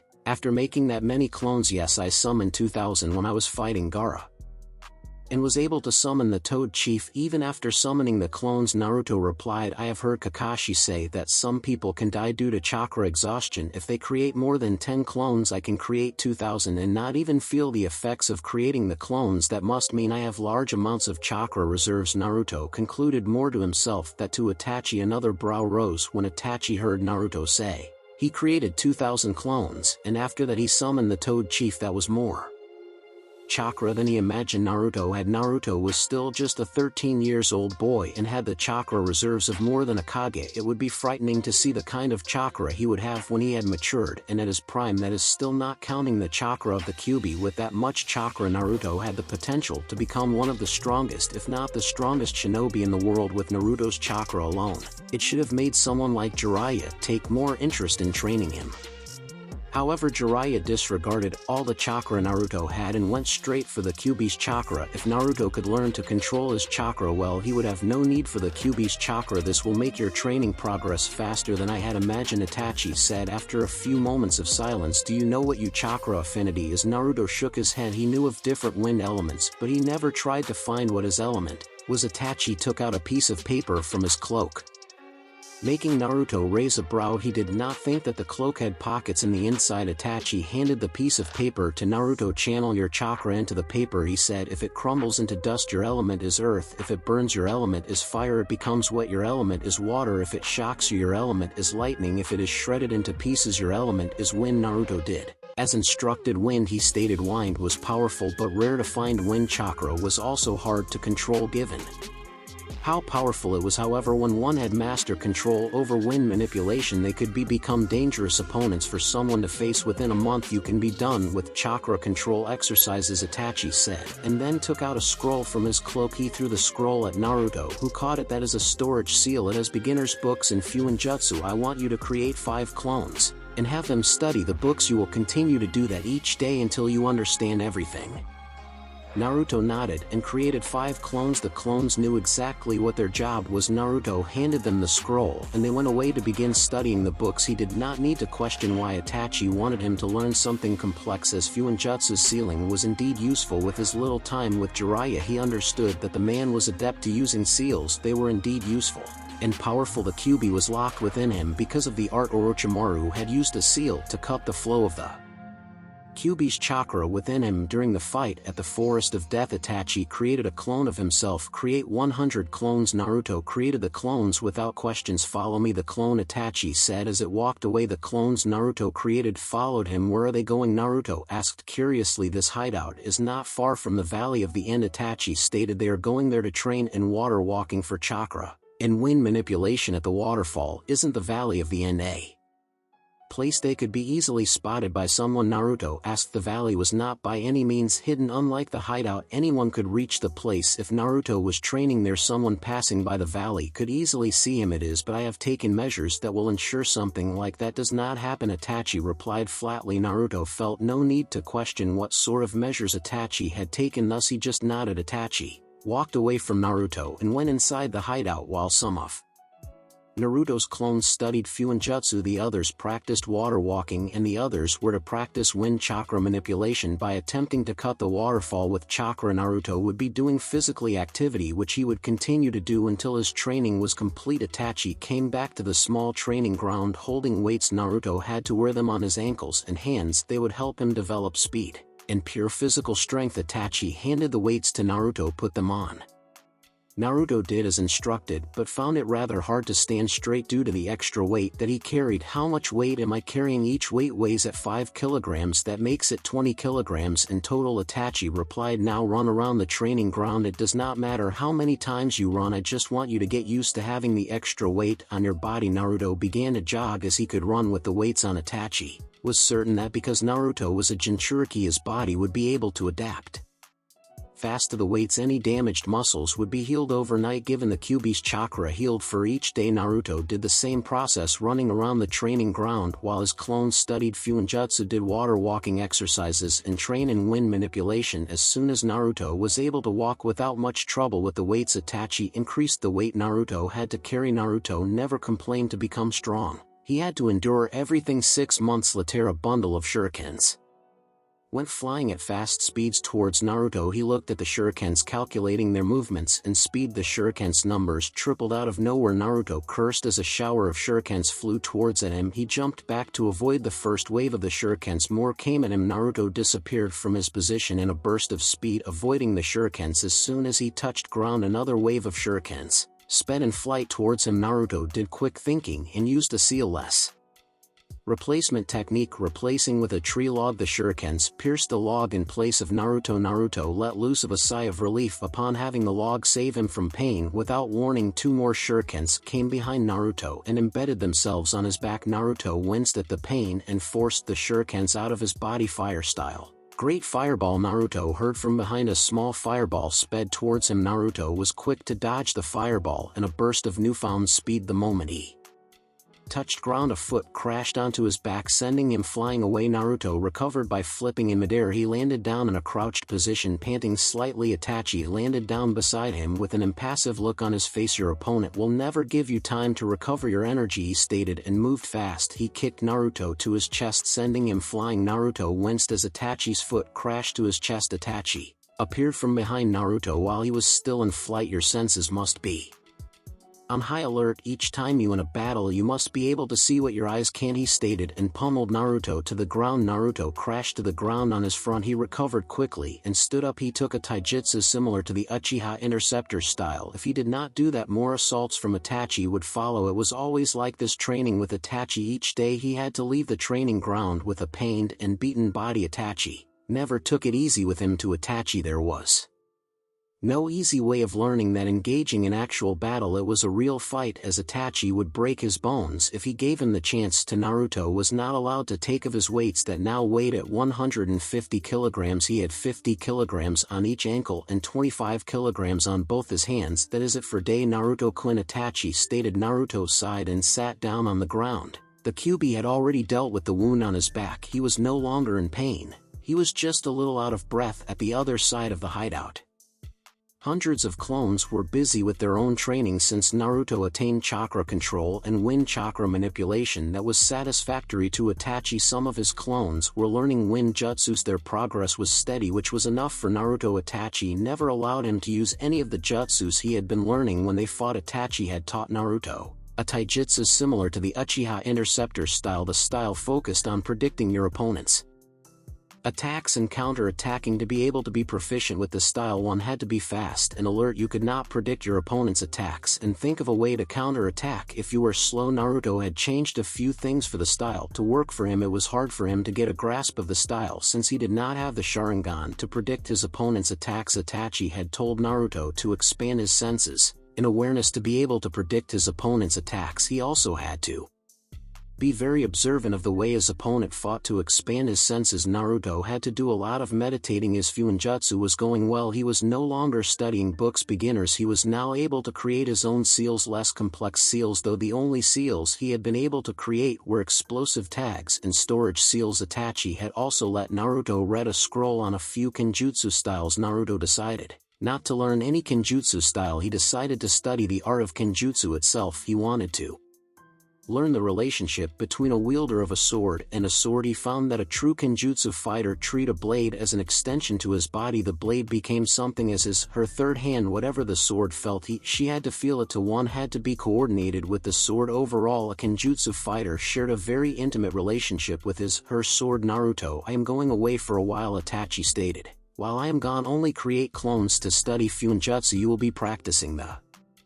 jutsus your clones have been learning in kenjutsu. Do not leave the hideout. Stay here until I return, he instructed Naruto in a serious tone, emphasizing the seriousness of his words. Hi, Naruto replied. With only 6 months Naruto has spent with the S-rank criminal. Naruto had learned a few things about Itachi. He was an honest person and peaceful, smart, and easily bored with unintelligent conversation. The fact that Naruto saw Itachi in that light brought him to see Itachi as someone that was not a criminal. In fact, Naruto now respected Itachi despite being the men to have massacred the Uchiha clan. Itachi was a positive influence to Naruto. Most of all, Naruto trusted Itachi. His trust in Itachi was the reason he was not even asking where he was going. With Naruto's acknowledgement to his words, Itachi walked away. He trusted Naruto to follow his instructions. 3 weeks later, Naruto lay in the middle of the small training ground, clothes tattered, several sword wounds around his body. His breathing was labored and eyes were unfocused due to the sheer pain and tiredness he felt. His chest was left bare due to the cuts. His upper clothing received several streams of blood matched across his chest. Down the ground, several shurikens and a sword lay beside him. The tip of the sword had blood, signifying it had been tasting blood. It had been one of his training sessions ever since Itachi departed from the hideout.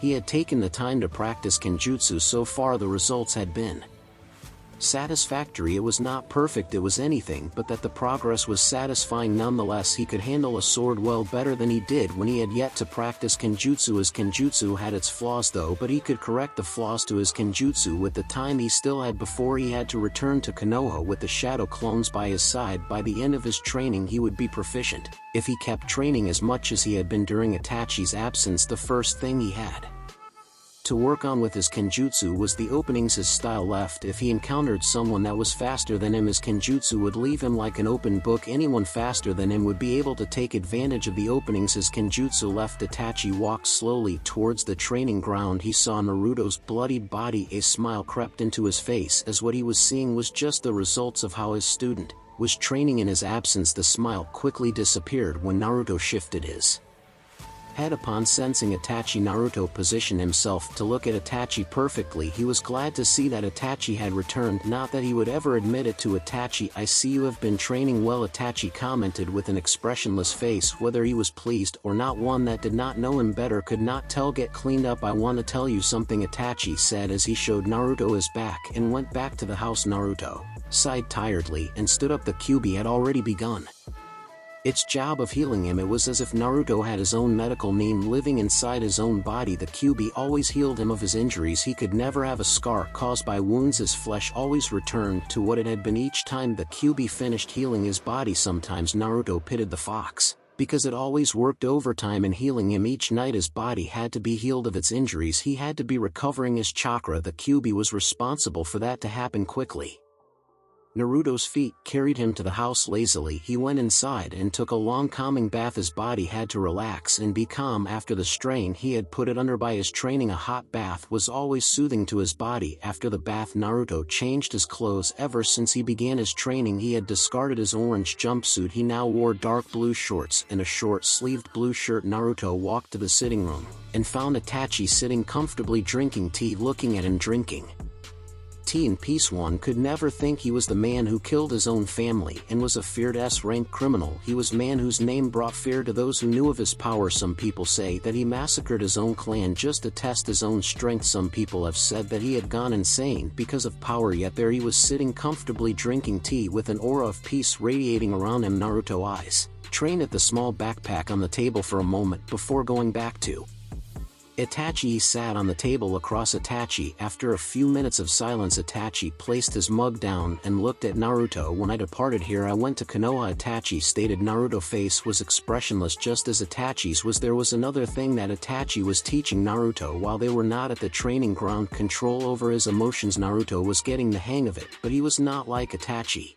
When it came to hiding emotions, Itachi was a master at doing something like that. You could tell him the most shocking thing and never get a reaction from him. Control over emotions was a shinobi's weapon. Without control over emotions one was bound to careless mistakes. Emotions often clouded shinobi from making best decisions, which ended costing them. Naruto nodded and waited for Itachi to continue. "I had gone to fetch a few things that are inside this bag," Itachi stated, his eyes pointing at the small bag in the middle of the table. "What?" Naruto asked curiously. It must have been important for Itachi to risk going to Konoha when the very same village was hunting him. Had he been caught whilst inside the village he could have been executed. Most villagers saw him as a traitor partnered with Orochimaru and Konoha's most powerful traders. Before that he paused for a moment. "I told you that I have something that I must tell you," Itachi said. He was sure telling Naruto what he wanted to say was the right choice. "It is something important that the Sandaime and Jiraiya neglected to tell you," he stated impassive, not showing that what he wanted to tell Naruto was as important as he said. Naruto was now truly curious. Itachi never said something was important unless it was important. There was also the fact that he said that he wanted to tell him something that the Sandaime Hokage and Jiraiya failed to tell him. "It is about your parents. I am not sure why the Sandaime chose not to tell you about them," Itachi stated calmly. Now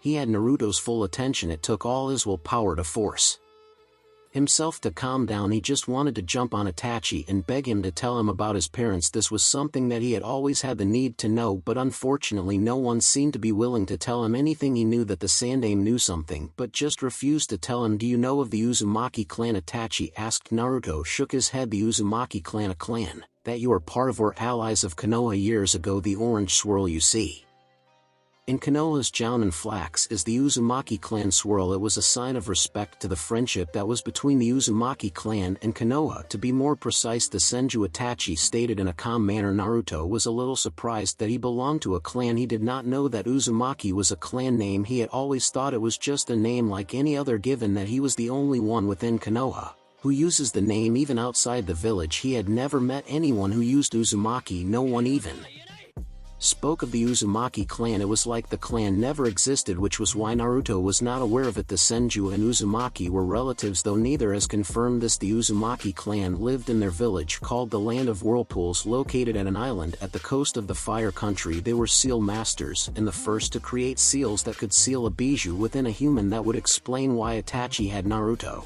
learn Fuinjutsu mastery with seals. Was not the only thing that the Uzumaki clan had. They possessed extraordinary lifespans and special chakra. Because of this, other villages feared their power. During the Second Great Shinobi War, the village was destroyed by the combined effort of Iwagakure and Kumogakure, leaving only a few alive. Itachi revealed while his eyes stayed on Naruto. Naruto had many thoughts going through his head. It was rather hard to believe that his clan was destroyed only because of its power. There were many powerful clans, but neither has been destroyed because of their power. He understood that with seals the impossible was possible, but to destroy a village just because they could make the impossible happen was unimaginable. Humans, Naruto said, they envy what is better than they, or fear what is powerful than them, and hate that they do not understand, and what is different from them. Desire everything that is likable to their eyes. Such greedy beings, Naruto commented. Empathically, Itachi nodded. That is indeed true. Greed has led the Shinobi world to what it is today. Itachi stated, agreeing with Naruto. Your mother was from the Uzumaki clan. She came into the village at a young age. Her name was Uzumaki Kushina. A smile crept into Naruto's impassive face. Something in his heart was stirred by knowing the name of his mother. He always had a desire to know something about her. It felt great, as if something missing to his heart was found, and added,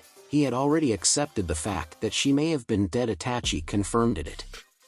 Saddened him slightly, but he was nonetheless happy that he knew her name. When your mother was brought to the village, she was brought for one thing, Itachi said. Naruto felt a sense of dread creeping inside of him. It was to be the Jinchuriki of the Kyuubi. Naruto's eyes widened, losing his calm demeanor. He shared the same burden as his mother. He feared if she had to live the same life as him, overbearing hatred from the villagers. Nevertheless, the fact that his mother was the previous Jinchuriki of the Kyuubi made him feel a lot closer to her. I have never heard of anyone speaking of a previous Jinchuriki of the Kyuubi before me, and there is not Kushina Uzumaki at the memorial stones. Naruto stated his confusion after getting over his shock. Your mother's status as a Jinchuriki was kept a secret that was known only to a select few. Her name is not engraved at the memorial stones. Any records of her were removed from the library and everywhere else public. The only place you can find anything about her is at the ANBU headquarters. Itachi replied he had been an ANBU captain during his time at Konoha. Such information was accessible to his eyes. There was another Jinchuriki before her, but that has also been removed from any records. The first Jinchuriki of the Kyuubi was the Shandame's wife, Mito Uzumaki. Your mother was the second, and you are the third. Again, Naruto's eyes widened slightly. The Shandame's wife was from his clan. Tsunade was the granddaughter of the Shandame, which meant Mito Uzumaki was her grandfather. Tsunade, Jiraiya, and the Sandame. These were people that knew of his mother and yet refused him the right to know. Such an act was unforgivable. No one had the right, no one, to deny him of his right to know just even the name of his mother, regardless of their reasons. Such a decision to keep the name of his mother away from him was unthinkable. He could not understand how any human would do something like that. I still do not know how the Kyuubi was released from her. However, many say that a Sharingan was manipulating the Kyuubi. Regardless, the day your mother died was the day you were born. The day the Kyuubi attacked Konoha. Itachi stated the Kyuubi had escaped from Naruto's mother's seal. The day the Kyuubi went on a rampage, the Kyuubi was sealed into Naruto. That day his mother had died. The day he was born. After 9 months of carrying him, she never got the chance to breastfeed him, the chance to hear his first words. It must have been heart breaking for any mother to die the day her child was born. His life was indeed cursed. His mother died the day he was born. The Kyuubi was sealed in him the day he was born. After that he was cursed to endure loneliness, hatred, and pain all his childhood. And as for your father, Itachi said, snapping Naruto out of his thoughts, you know him very well. Everybody in Konoha and outside of Konoha knows him. Minato Namikaze, the Yondaime Hokage. Time stopped moving as it allowed Naruto to dwell on his thoughts. The world gave him a free space to think. Naruto became lost in his own thoughts. His father was the Yondaime Hokage.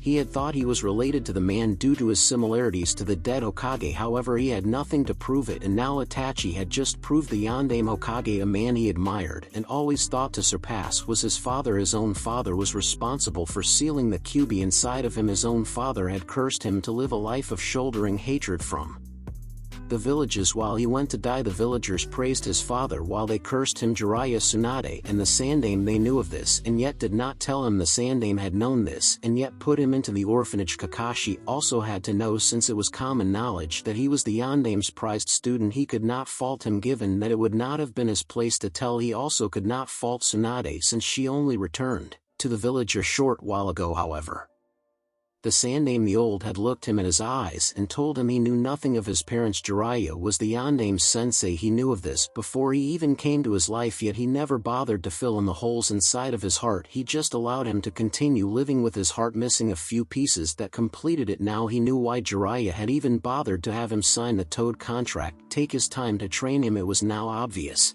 Naruto was the carbon copy of the Yondaime Hokage. Jiraiya had to be reminded of his former student each time he saw Naruto. Anger, unbearable anger raged within Naruto. Anger that his own father was responsible for the miseries he had to ensure. Angry that the people he trusted the most lied to him all his life. He could almost see them laughing at him while he cried for his parents. They knew who they were and yet they just laughed at him, telling him that they did not know. It brought so much anger within him, so much anger that the atmosphere in the room became suffocating. Red bubbling chakra surrounded Naruto's entire body. Naruto, Itachi called out, seeing the Kyuubi's chakra leaking out. If he did not calm Naruto, things might turn out nasty. Should Naruto leak too much chakra of the Kyuubi? Naruto did not respond. He was too absorbed by his thoughts to hear Itachi. Naruto, Itachi called again, raising his voice slightly. It took a few moments for Naruto to register Itachi's words. He calmed down upon noting the temperature in the room and the Kyuubi's chakra leaking out. His calming down forced the Kyuubi's chakra to recede back to the seal where it belonged. Naruto stared at Itachi for a moment before his eyes went to the ceiling. I managed to collect a few photos from your father's house. I took the liberty of taking scrolls with notes on jutsus that made your father famous. I believe that they are yours to learn, and no one has the right to deny you that. Itachi stated, eyes boring into Naruto. Everything I took is inside this bag, he said, pointing at the bag on the table. Naruto's eyes shifted from the ceiling to the bag and then settled onto Itachi. Why did you tell me this when the Sandaime or Jiraiya chose not to? For you to choose the correct path for your life and to become truly strong, you must know who you are telling. This allows you to locate your roots. This in turn will help you become truly strong. Knowing where you came from, what you were born to become, Itachi replied, getting from his seat. I will leave you to your thoughts. After that we will resume your training while you know what you are training for, he said, and turned around, walking away from the blonde. Naruto just stared at the retrieving form of Itachi with many thoughts dancing within his head. As soon as Itachi disappeared from his sight and senses, he looked at the small bag on the table. Slowly, he took the bag and carried it to his room, intent on exploring all its content. Time skip. A few days passed. Seemingly time was flowing faster than it normally did, as if in a hurry for something. Naruto had gone back and forth with his thoughts. A few sleepless nights as his mind refused to hone what he had been told. Like everything else in life, the sleepless nights passed and he returned to sleeping peacefully. At night his mind was able to accommodate the new knowledge he had learned, regardless of how painful and how much it angered him. He accepted it. Holding a grudge had never been his strength. Still, even though he could not hold hatred for those who wronged him willingly, it did not mean he was pleased with their actions. He was far from that. In all honesty, nevertheless, for him to move on with his life, he could not hold on to the past. Things were done, choices were made that affected him. He has been living so far with those choices, and he would continue to live on with them even now that he had realized just how deep the secrets that were hidden from him. He could not allow that to stop him from living. He had endured so much in his young life to be stopped by something as his revealed parentage. His father was dead, the Sandaime was dead. Only a screwed up person inside the head could hold a grudge against the dead. Not that he could actually hate his father even though he was alive. Hating him was beyond him. People who hold grudges against the dead are those that run about to curse the graves of the dead as if the rotten bones could hear them. Regardless, he did not have to like their choices because they were dead. He just had to accept it because there was nothing that he could do to possibly change what has happened. What had happened. He just had to find a way to live with the burden that he was left to shoulder on his own. His father left the burden for him to carry, and he would carry it. He could not dump it on someone. Uzumaki Naruto, or rather Namake's Naruto, stared a picture of a red-haired Woman with blue eyes. Face was formed as is, even though he held the picture within his hand, the image itself was already plastered across his mind. He admired her even though he will never hear her voice as long as he lived in this world. She was his mother, a woman who carried the Kyuubi within her gut just as he does now. Kushina Uzumaki. Naruto sighed and laid the image beside him. Even though it was just memory, something of the past, it still held great value within his heart. Nothing could be more valuable than the image of his mother. He did not need to see the face of the Yondaime, his father, in a picture. All he had to do was look in the mirror and he would see a chibi. Minato. Jiraiya had always said that he reminded him of his former student. Even he could not doubt the uncanny resemblance he shared with his father. He had done through all the staff Itachi had brought for him. There were pictures of his mother and father, notes in Fuinjutsu, and the formula of the Flying Thunder God technique, and some notes in completing the Rasengan. With another sigh escaping his lips, Naruto got up from the bed slowly and made his way to the kitchen. It was just past noon. During this time Itachi was surely drinking his tea each day on a set time. Itachi always had his tea. Naruto was not disappointed when he walked into the kitchen and saw the said Uchiha Itachi. Shifted his eyes from the hot black liquid inside a mug to the form of Naruto. He had let the blonde do his own thinking and come to his own conclusions. He felt that it was necessary for Naruto to think on his own and make a choice of his own instead of manipulating him into thinking what he wanted him to think. It would not have helped anyone if he did something like that. He had already manipulated Sasuke into hating him while he making it ambition to kill him. And where was Sasuke now? Naruto sat down across the table. He never did like drinking tea. That was Itachi's thing. Nevertheless, that did not mean that because he did not enjoy it as much as Itachi, he did not drink it. A few moments of silence passed. Naruto just wandered across the elemental nations with his thoughts while Itachi sipped his tea. Have you thought through everything? Itachi asked, placing his now empty mug on the table. Naruto replied with a small nod. Yes, I have. His voice taking a flat tone, and Itachi asked with an impassive face as if he was not interested in his own question. I am not pleased with the fact that the Sandaime had lied to me and Jiraiya hid it from me. Tsunade also knew of this and yet relented to tell me. However, I cannot blame Tsunade since she only returned to the village. Naruto replied nonchalantly. His mindset had changed in a way that he no longer had it in him to call Tsunade Ba-chan your father. Itachi asked again. He cared less for what Naruto thought of Tsunade and Jiraiya. What interested him were Naruto's thoughts towards his father. Naruto adopted a thoughtful look. For a second it quickly disappeared. Upon its appearance, Naruto's face just became blank. Itachi could not really tell what he was thinking. I am not happy with what he did to me. If sacrificing his life was not enough, he also sacrificed me for the sake of the village, he said flatly. Regardless of that, he was my father and I his son. I cannot change that he did what he did as Hokage of Konoha. I can live with that. It's a little sad that he chose the village first over me. Itachi could not conclude whether he was mad or not. The tone of his voice was blank. No hint of anger of any emotion dripped from it, added with the fact that he could not guess what was going on within the blonde's head. Itachi decided to go with the thought that Naruto did not like that his father chose to use him as the Kyuubi's container, but understood that he had no choice given that he was the Yondaime Hokage. It was duty to protect the village, even if it meant making his only son a Jinchuriki. Do you hate him? Itachi asked. Naruto shook his head blankly. I don't like his choice to stick the Kyuubi inside me. He cursed me to live the life I have lived within Konoha, Naruto stated. Regardless of that, he is my father and I just don't have the capacity to hate anyone, especially my own father. I do understand his position given that he was the Hokage and had a duty to protect the village, so I bear no fangs for him, he said, looking straight at Itachi. Your father wanted you to be seen as a hero.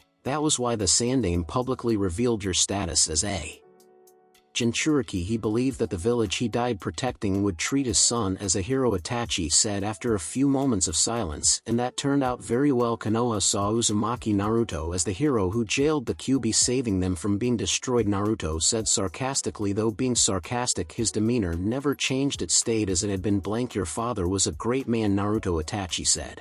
Ignoring the sarcasm, he desired peace. It was just unfortunate that he had to die soon, and being so young. Nevertheless, he died a noble death. Naruto looked at Itachi with a slightly raised brow. Piece. Itachi nodded. In your short life you have yet to see what the shinobi world is like, but you have seen some despicable things. Given that you are a shinobi, Itachi replied, keeping his calm demeanor, you have yet to see war and what follows after it. Konoha, for example, is enjoying temporary peace. The village has no qualms with others, and the villagers live happily with one Another, however, in your case I doubt you have seen that since you have always had to endure hatred from the villagers. Itachi said and paused. The shinobi world is full of unnecessary bloodshed. People lose their lives each day. Women and children are raped, sold to forced labor and sex workers. Villagers fight each other for power dominance, and just because of greed. Itachi paused, allowing Naruto process every word. He had said your father wanted to change, that he wanted the shinobi world to be free of that, free of war. He wanted a world where the nations were united in agreement with one another. He wanted a world where brothers did not betray each other. He wanted peace. Naruto's blank expression was replaced by a thoughtful look. He never seen the world in a way Itachi saw it. However, he had seen some of things that were truly despicable. His father did have a noble cause. A world where villages could be in agreement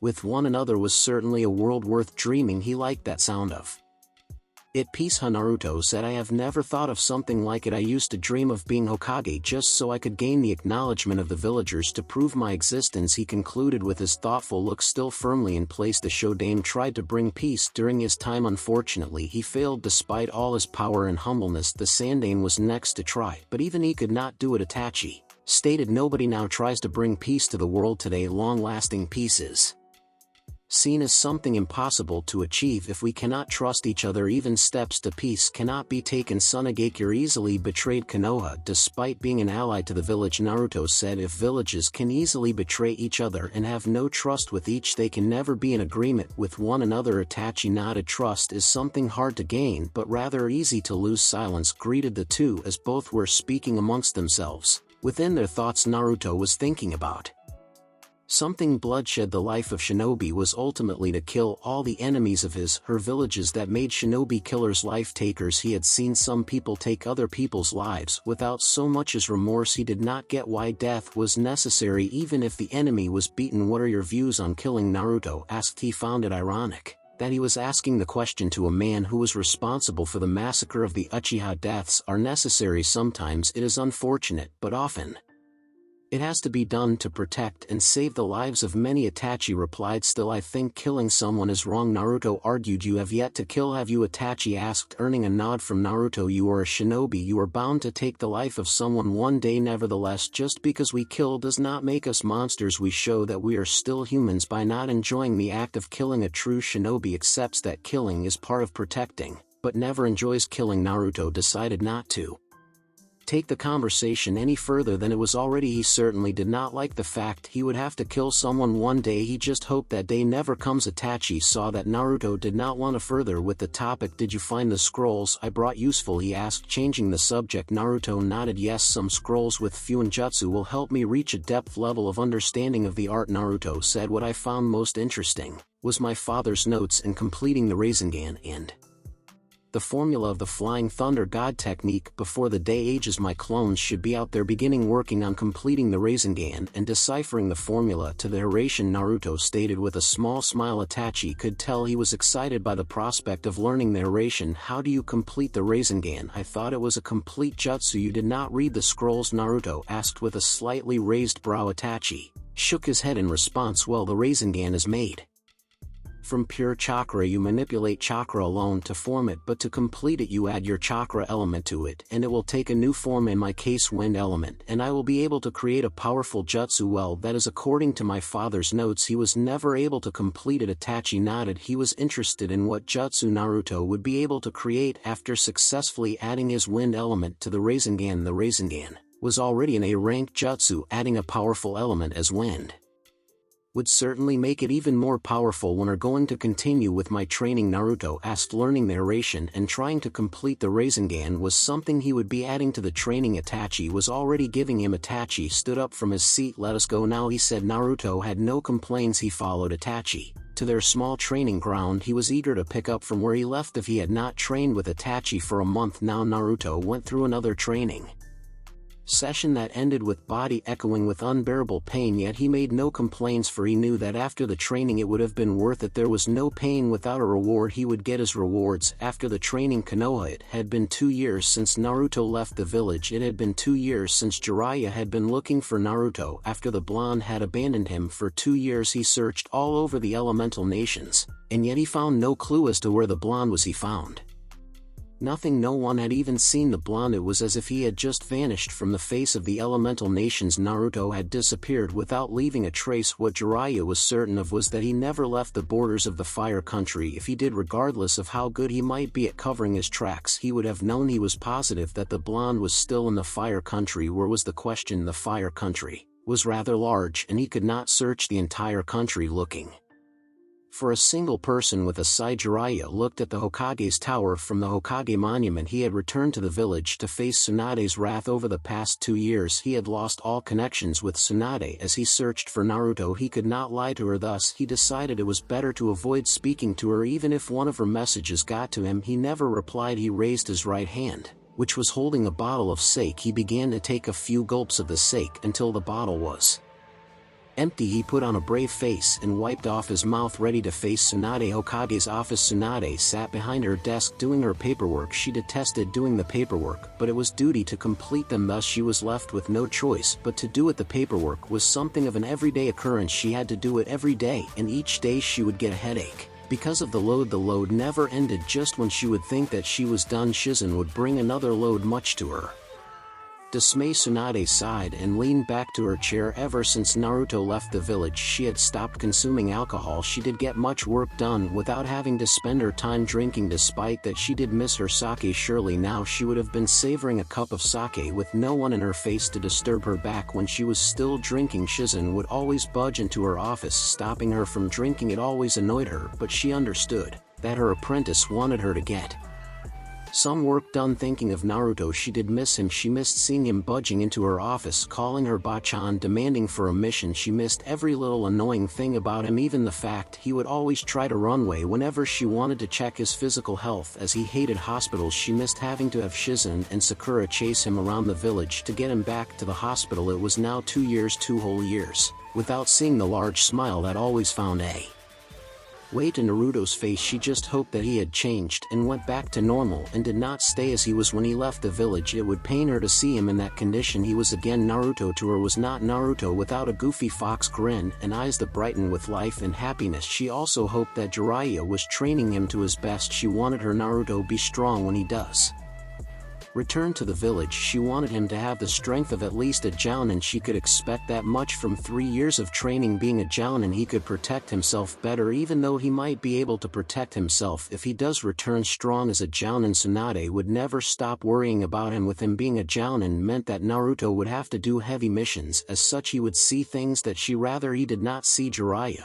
had yet to give her any progress report, something that was odd from the Sannin. Under normal circumstances, Jiraiya would have been sending her progress reports once every 2 or 3 months. Ever since he left, he had yet to send her any report, not even tell her where he was or doing. He had not even attempted to contact her or respond to any of her messages. She viewed it as suspicious behavior. The window to her office bust open as Jiraiya made his entrance. He did not get anywhere near Tsunade, fearing for the health of his beautiful body. He stayed at the window. "I'm home," Jiraiya said with a large grin on his face. He wanted to start things lightly for when he does have to deliver the news. "It's about time you showed up, pervert," Tsunade stated, ignoring the fact that Jiraiya did something she had abundantly told him not to. That did not matter now. There were pressing matters she had to discuss with him. "So why haven't you made any contact with me? And why have not responded to any of my messages?" Tsunade asked with a straight face. Jiraiya became nervous. "Well, you see, I have been busy that I did not have the time to respond. Nevertheless, here I am. This beats responding by a letter. This way you get to see my beautiful face," Jiraiya said, getting over his nervousness. A tick mark formed on Tsunade's head, but she quickly had it vanish. "So how is he?" Jiraiya scratched his forehead, trying to find a better way to say it. He found none, so he decided to say it like it was. "Well, you see, I'm a few days after we left the village, Naruto ran away from me." It took a few seconds for Tsunade to register what Jiraiya had said. When she did, all hell broke loose. What, her voice shook the very foundations of the village of Kanahagakura no Sato. Everyone who was close to the office quickly put some distance between him or her and the Hokage's tower. When the Godame made a screech like that, she was definitely not in a good mood. Moreover, when she was in a bad mood, things tended out to be nasty for whoever was in her Office, it's not my fault. I had left him at a hotel room we had booked. When I returned from meeting my contact, he was gone, Jiraiya said, positioning both his hands in front of him in a defensive manner. Jiraiya, Tsunade said as a murderous aura radiated around her. Her eyes lost their color as she stood up with clenched fists. She was beyond angry. Please don't do anything. I am also worried about him, Jiraiya protested.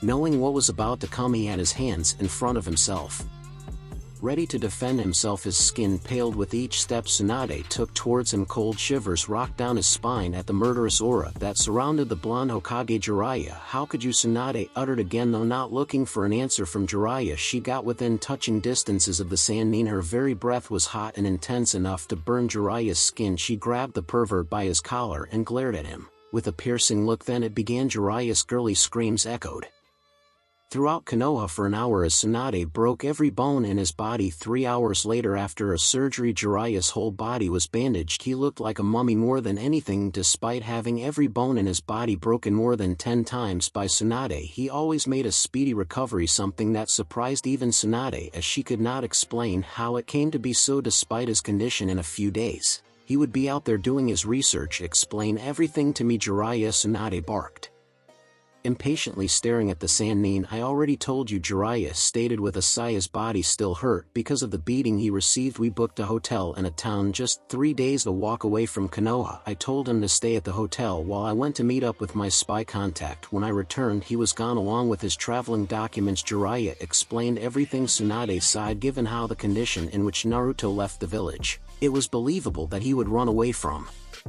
Jiraiya. From what she had heard, Naruto was crafty enough to run away without a trace, but she was not going to let Jiraiya off the hook like that. It was his responsibility to make sure that something like that did not happen. What have you been doing over the past 2 years? Tsunade asked with narrowed eyes. I have been searching for him all over the elemental nations, Jiraiya replied, looking at the ceiling, and I was not able to find him, not even a trace. The fact that a 13-year-old got away from him hurt his pride. So that was why you decided to inform me, Tsunade stated. So if you had found him, you would never have told me that he had ran away, Tsunade stated accusingly. Jiraiya smiled nervously. Tsunade knew him better. He would never have told her something like that. She would have freaked out if he did, and it was good for his health if he did not. Tsunade sighed and took a seat beside Jiraiya's bed. So you don't know where he is, what he is doing, and how he is doing, she concluded.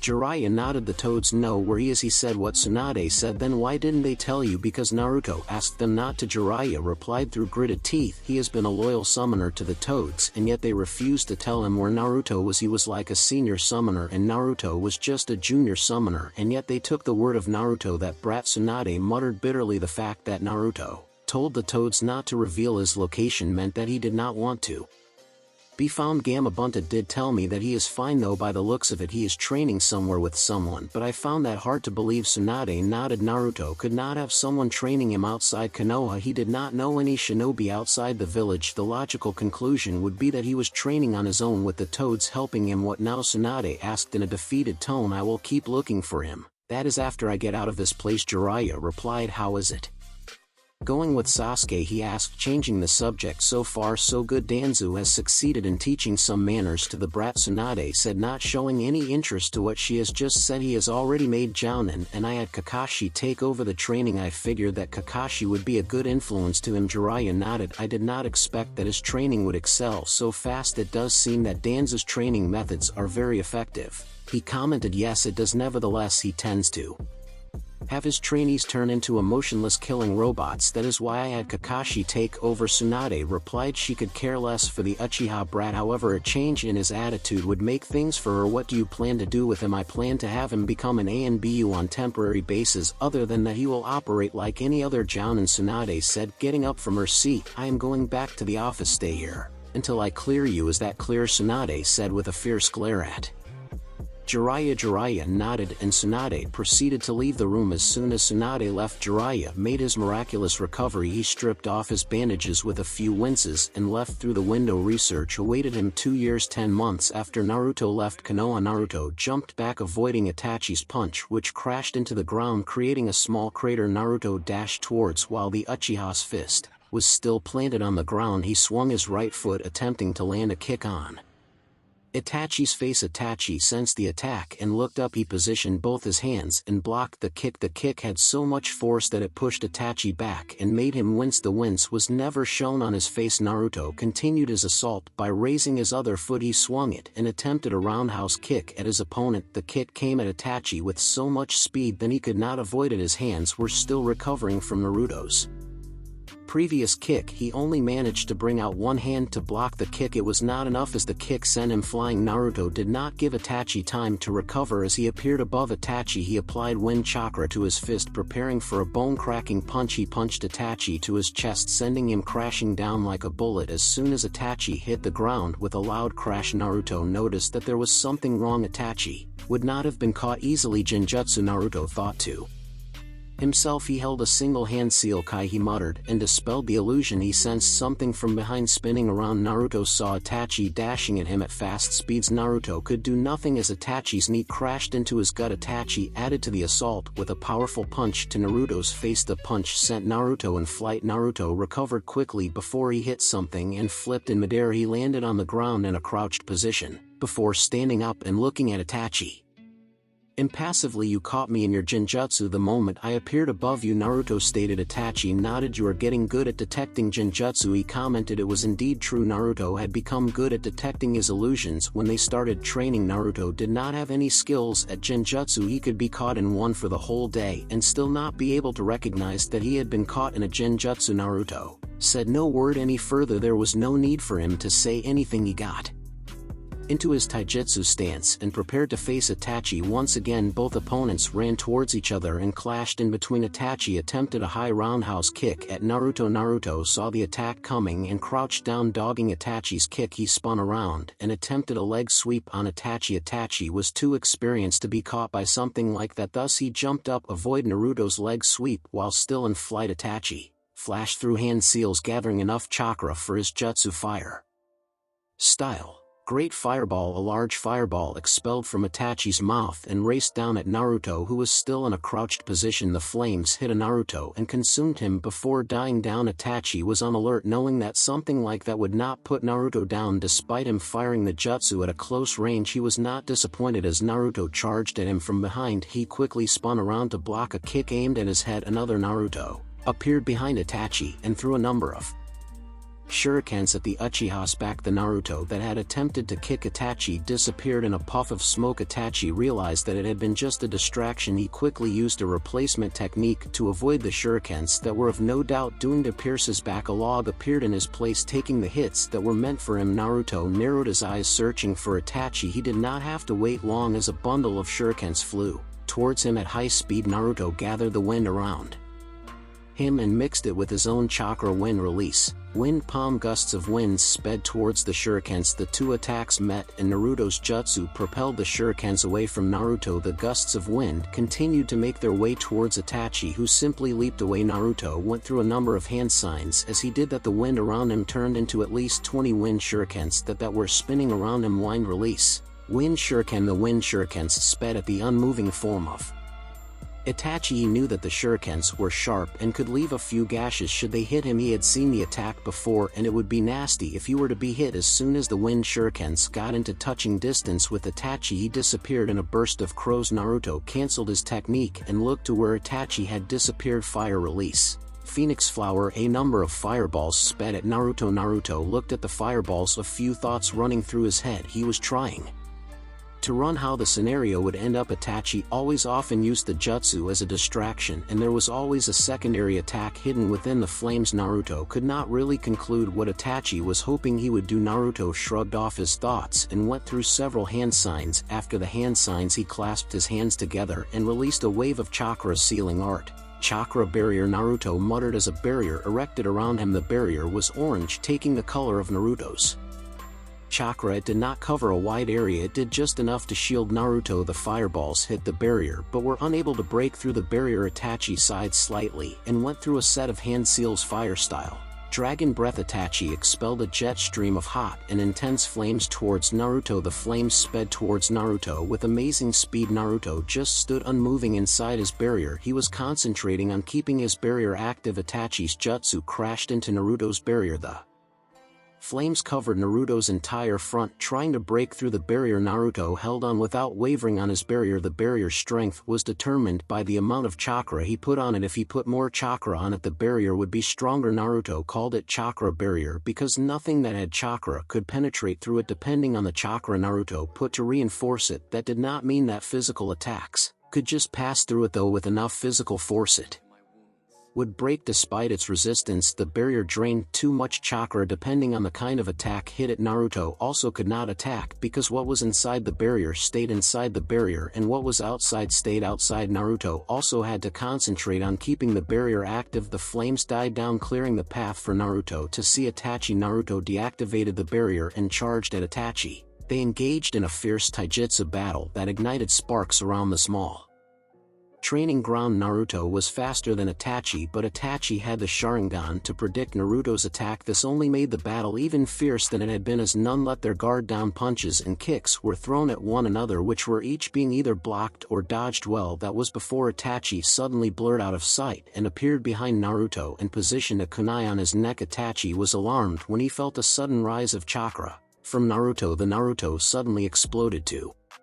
Gusts of winds. The explosion caught Itachi, giving him multiple cuts on his front and sending him flying away. Itachi recovered quickly and flipped twice before landing on the ground on his feet. The moment he landed, he felt a spike of chakra from Naruto. The said blonde appeared in front of Itachi with a Rasengan on his right hand. Rasengan! Naruto yelled as he tried slamming the Rasengan on Itachi's gut. Itachi was saved by his experience. By leaping sideways from the attack, Naruto missed Itachi and his Rasengan slammed the ground, creating an explosion. The explosion was just a testimony to the power of the Rasengan. As the lifted debris cleared, a rather large crater was formed in the middle of the training ground, and Naruto was standing still in the middle of the crater, panting slightly. Itachi stood not far away from Naruto, his clothes tattered because of the explosive clone that hit him, but he was otherwise okay. If not counting his slightly labored breathing. Okay, I think this is enough, Itachi said, calling the spar to a halt before Naruto destroyed the training ground with his jutsus. Yes, each time the sparred, Naruto always destroyed the training ground with his destructive jutsus. Itachi had banned Naruto from using some of his destructive jutsus in the training ground. It was not that he was afraid that someone nearby would sense their chakra. There was a barrier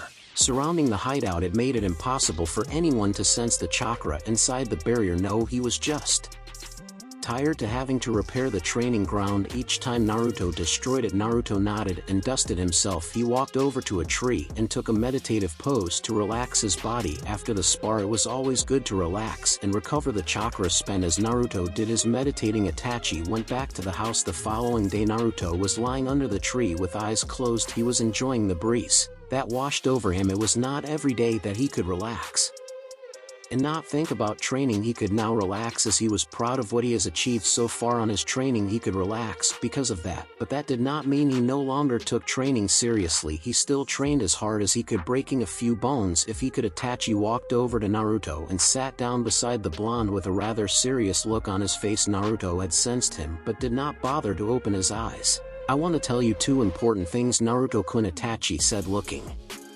at Naruto. Naruto's eyes snapped open to look at Itachi, but he never got up, remained as he was. This action was enough to tell Itachi he could speak. The first thing I want to talk to you is about the Akatsuki and my reasons for departure, Itachi stated without a hint of emotion. Naruto looked at Itachi with slightly narrowed eyes. Itachi never spoke about the Akatsuki, neither did he bother to ask. He had always assumed that there was a story behind Itachi's defection from the criminal organization.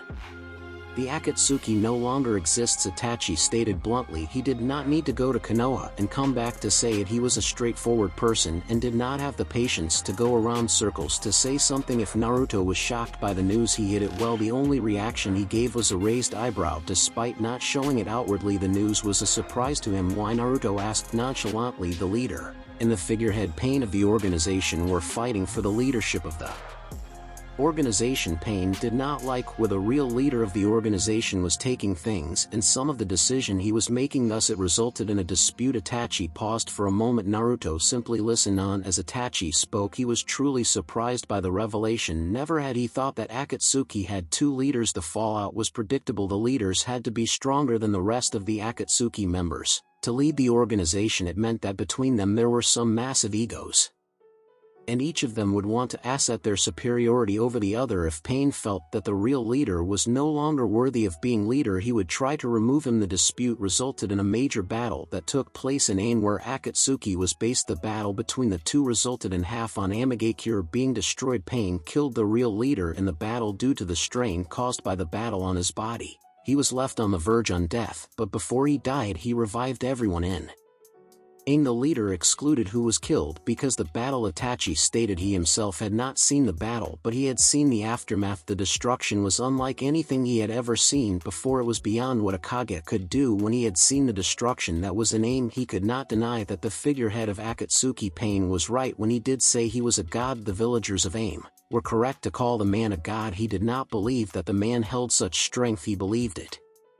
When he saw the destruction with the leaders being dead that would cause the members to disband, Naruto commented, seeing how it would end up, followers followed their leader, and if the leader was no more then they would follow their own path. Yes, however, some that had become friends chose to remain together to continue their lives as wanted S-rank criminals. Itachi stated his calm look never fading away. Naruto nodded. So you chose to leave your teammate, leaving the other members to do what they wanted to do? He said, yes, as I told you, I was interested in you, thus I left him, and it all ended up here. Itachi replied with a nod. After Naruto had left Konoha with Jiraiya, the choices that were made led to the events that had occurred. Right now there are 5 or 6 former Akatsuki members running loose within the elemental nations. Naruto stated they were to surely run loose around the villages, given that they no longer followed orders of Akatsuki. Akatsuki did things professional and hid well their activities, eluding unwanted attention. Now that them no longer with Akatsuki, they were to act like loose cannons, doing criminal activities after the other. That is, if they not smart. Yes, now without the Akatsuki, Jinchurikis won't be targeted anymore. Naruto nodded. That was some good news. He would no longer have to worry what the Akatsuki coming after him for the QB. This meant that all Jinchurikis were now safe. That is some good news, he said. What happened to Amagakure, the figurehead leader of Akatsuki Pain, was the leader of the village. After having defeated Hanzo, he had a partner named Konan. From what I know, she has known him since they were just children. She is now the leader of Amagakure. Naruto nodded. What was really the goal of Akatsuki? Naruto asked, wondering why the organization would want with the power of 9 bijus. With that kind of power in the hands of criminals, nothing good would be achieved. Itachi shook his head. Even I do not know why bijus were being gathered. Nevertheless, what I do know is that Pain desired peace along with his partner Konan. They wanted peace through the power of all 9 bijus combined. He could never figure out what Madara was planning with the use of the bijus. He had tried everything to find what the man wanted with bijus. Still to this day it is a mystery to him. I wonder what kind of peace the man would have brought with the power of all the bijus. Naruto stated more to himself than to Itachi. It was nothing good, Itachi said. After a few moments of silence he spoke again. The second important thing I want to tell you is a secret that you cannot reveal to anyone. Even I was not supposed to tell anyone, but I feel that you deserve to know the truth. Some of the dark things about Konoha, Itachi stated in a rather serious tone. Naruto got up and leaned against the tree. He looked at Itachi for a moment. Sure, they trusted each other, but he did not think that Itachi would go as far as to reveal secrets that he had sworn not to reveal. The secret Itachi wanted to tell him was making him curious as to what it may be. Only 3 people in Konoha know of it: Shimura, Danza, Mitokado Hamura, and Udatane Koharu. These 3 are from the council. The Sandame was aware of the secret by he is dead now, Itachi stated, keeping his serious tone. There is no record of it anywhere in Konoha. Naruto now was even more curious than he had been before. It was written all over his face. Itachi was involved with the Sandame and members of the council. He was curious, very curious. So not even the ANBU commander Jiraiya or the Hokage are aware of it. Naruto commented. Itachi nodded. What I am about to tell you is the secret behind the Uchiha massacre. Naruto was now leaning a bit close to Itachi, figuratively so that he would not miss a word. Itachi was going to say, I did not massacre my clan because I wanted to test my strength or anything. It was because I was ordered to. Itachi revealed. Naruto's eyes widened slightly before they returned to normal. After a second of widening, that was the best reaction one could get from Naruto. Why? Naruto asked a question that anyone would have asked after hearing what he had heard. My clan was planning a coup d'etat to take over the village. The Sandame tried peace talks between the village and my clan, but the talk just reached an impasse. I was ordered to massacre my clan to save the village from a civil war that would have destroyed it, Itachi stated impassively. Naruto stared at Itachi for a moment. He could not believe that Konoha would do something like that. Ordering the extermination of the whole clan was just unthinkable. He could not believe that the Sandaime would allow something like that to occur even though the peace talks had reached an impasse. Why did your clan plan a coup d'etat? It was because they felt that they were losing power in Konoha. The clan had been secluded from the rest of the village. They also held no real power in Konoha, thus they felt that they were wanted out of the village. Their former leader had taken part in establishing Naruto felt like he could understand what they were feeling. The Uchiha clan and the Senju clan were the two clans that formed Konoha. It could be depicted that way since Uchiha Madara, head clan of the Uchiha clan at the time, and Senju Hashirama, leader of the Senju clan, joined hands and formed Konoha at the time of the massacre. The Uchiha clan were reduced to be nothing but police officers with no real power. They deserved more than what Konoha was offering them. However, regardless of that, planning a coup d'etat was not a way to do things. After the Kyuubi's attack on Konoha, the village started to think that the Uchiha clan was behind the attack. With that thought, the Uchiha clan lost trust of the villagers and most tended to avoid clan members. Itachi added Naruto remembered when Itachi had told him that a Sharingan had been thought to be manipulating the Kyuubi to attack the village. The Sharingan is a dojutsu belonging to the Uchiha clan. It was given that at the thought that the Kyuubi was being manipulated, they would look at the Uchiha clan. It did not help the matter since there was no Uchiha who had turned rogue at the time. Blame would be on the Uchiha clan, Naruto stated. After saying that, a small smile crept to his face, making Itachi raise a brow. Naruto was obviously amused by something. The villagers thought that the Kyuubi was being manipulated by someone, yet they continued to hate it for the rampage while simultaneously blaming the Uchiha for its rampage. If they believed that it was being controlled by someone, why did they continue to hate it when they believed that it was just a puppet in the whole matter? Naruto stated they have no standing point. They say it was a puppet and yet they continue to hate it. If they were smart, they would have concluded that the Kyuubi was not to blame for the attack since it was merely being used. Itachi nodded. Not many people saw things the way Naruto did. Even though Konoha thought the Kyuubi was just a puppet, they continued to hate it as if it was its decision to attack. Everyone who saw the Bijou attack the village knew that it appeared in a puff of smoke, which meant one thing: it was summoned to Konoha.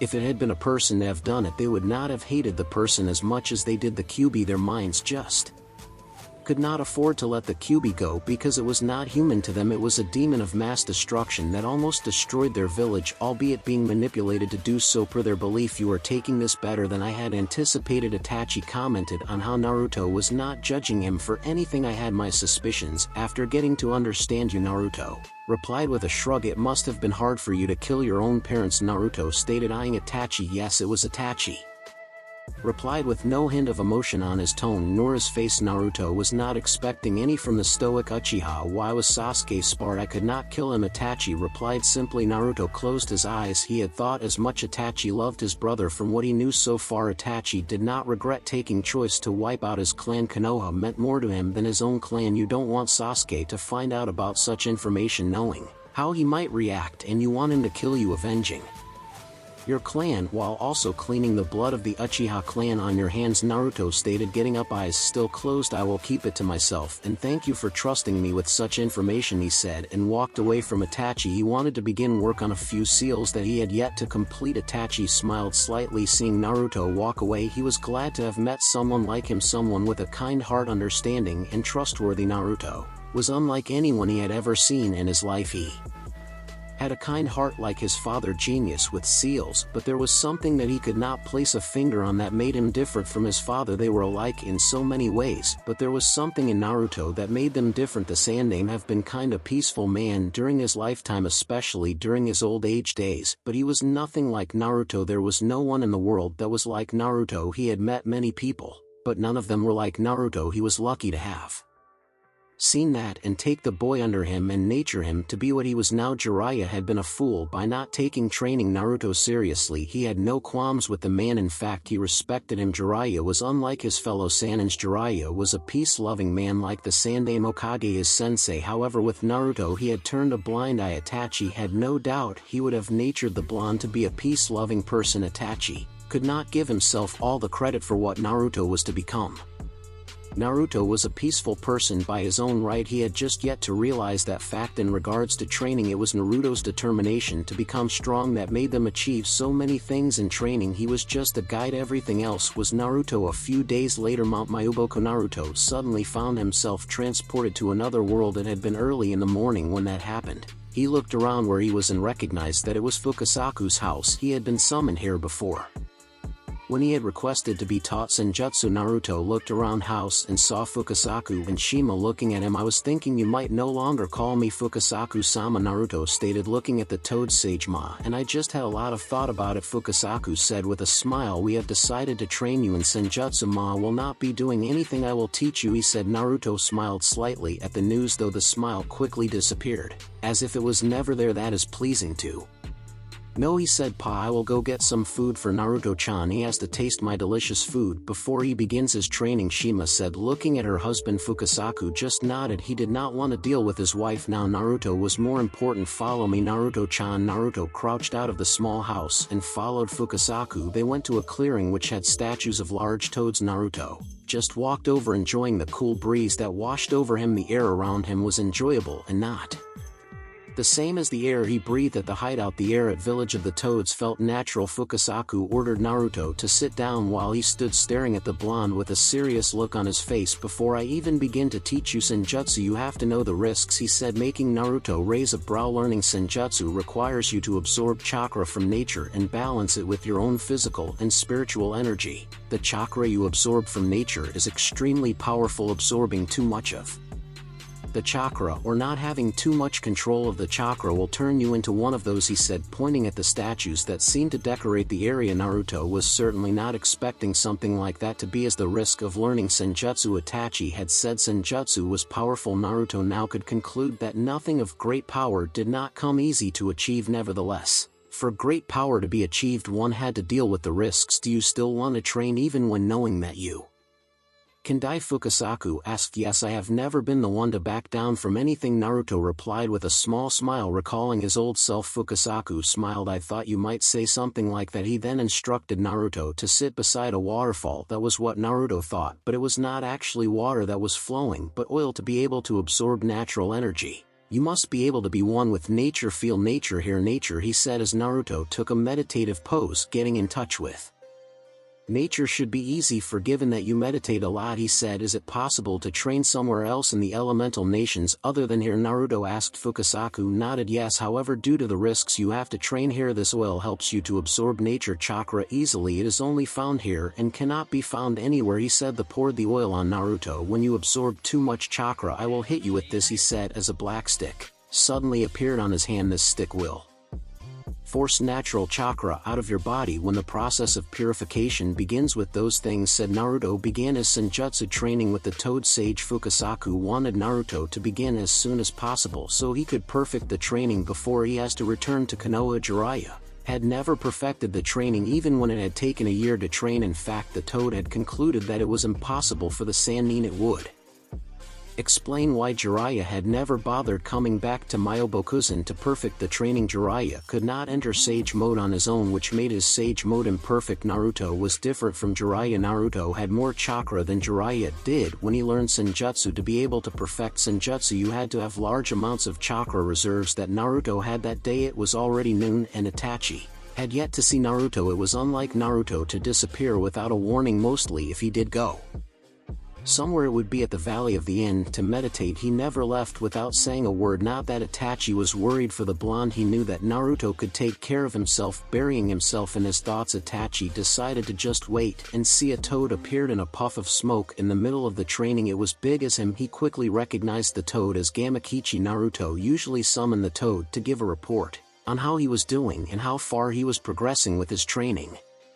Gamakichi saw Itachi sitting comfortably under a tree and jumped over to him. I was sent to tell you that Naruto was reverse summoned to Mount Mayuboku. He won't be returning for a while now. The elders have agreed to teach him senjutsu, Gamakichi said, and then disappeared in a puff of smoke. He did not like staring at the eyes Sharingan of Itachi. It unnerved the man. Never smiled. He would come back later during the day and fetch the things Naruto had requested. Naruto had requested that the elders teach him senjutsu after Itachi had told him that Jiraiya used senjutsu and was very powerful when using senjutsu. Naruto had made the request about a month ago, seeing that there was nothing else Itachi could teach him. What was left was just to perfect his jutsu arsenal and fuinjutsu. It should take him a couple of months to learn senjutsu. Itachi thought to himself he would have the whole time to himself to do other things with Naruto gone. It had been over 2 years since he left the area close to the hideout. He had always stayed there as he did not need anything to outside the hideout. He could go outside to see what villages have been up to and what his former Akatsuki comrades were doing with their time. A month and a half later, Naruto appeared at the Uchiha hideout in a puff of smoke. He had completed his senjutsu training far faster than Fukasaku had anticipated. Even Shima was surprised. The two great Toad sages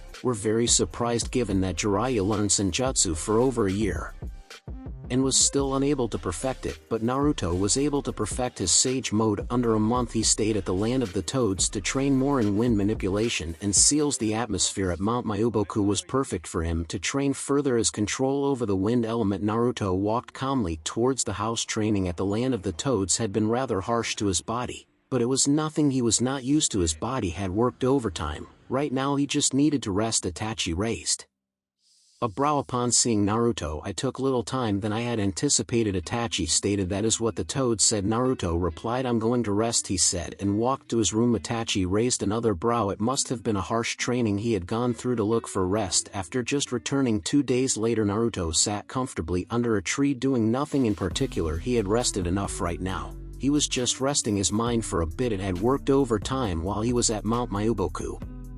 His body had rested physically, but for his mind to compute at its full potential he needed to allow it to rest a bit more before going back to working it overtime again. Itachi walked over to Naruto holding a small storage scroll. Naruto noticed the Uchiha's presence and looked up to him. I have something to give you, Naruto-kun. Itachi stated. I collected it while you were gone, he said, handing over the scroll he held to Naruto. Naruto took the scroll and opened it. He channeled chakra on the seal to summon whatever that was sealed inside the scroll. In a puff of smoke a sword appeared in a sheath. It was not just any sword, it was a sword sparkling with electricity. It was the sword of the flying thunder god, the blade of the Nidaime Hokage. Naruto looked at Itachi with the blade firmly on his hands. He had the widest smile Itachi had ever seen from the blonde. Naruto was happy. No, he was overjoyed by what Itachi had given him. He felt happy more than the time Irika gave him his headband. The sword was his first gift given to him by someone else. He could not count the necklace Tsunade gave him as he had won it over their bed. He opened his mouth and said 3 words that almost made the stoic Uchiha Itachi give a foxy grin. Thank you, Nisan.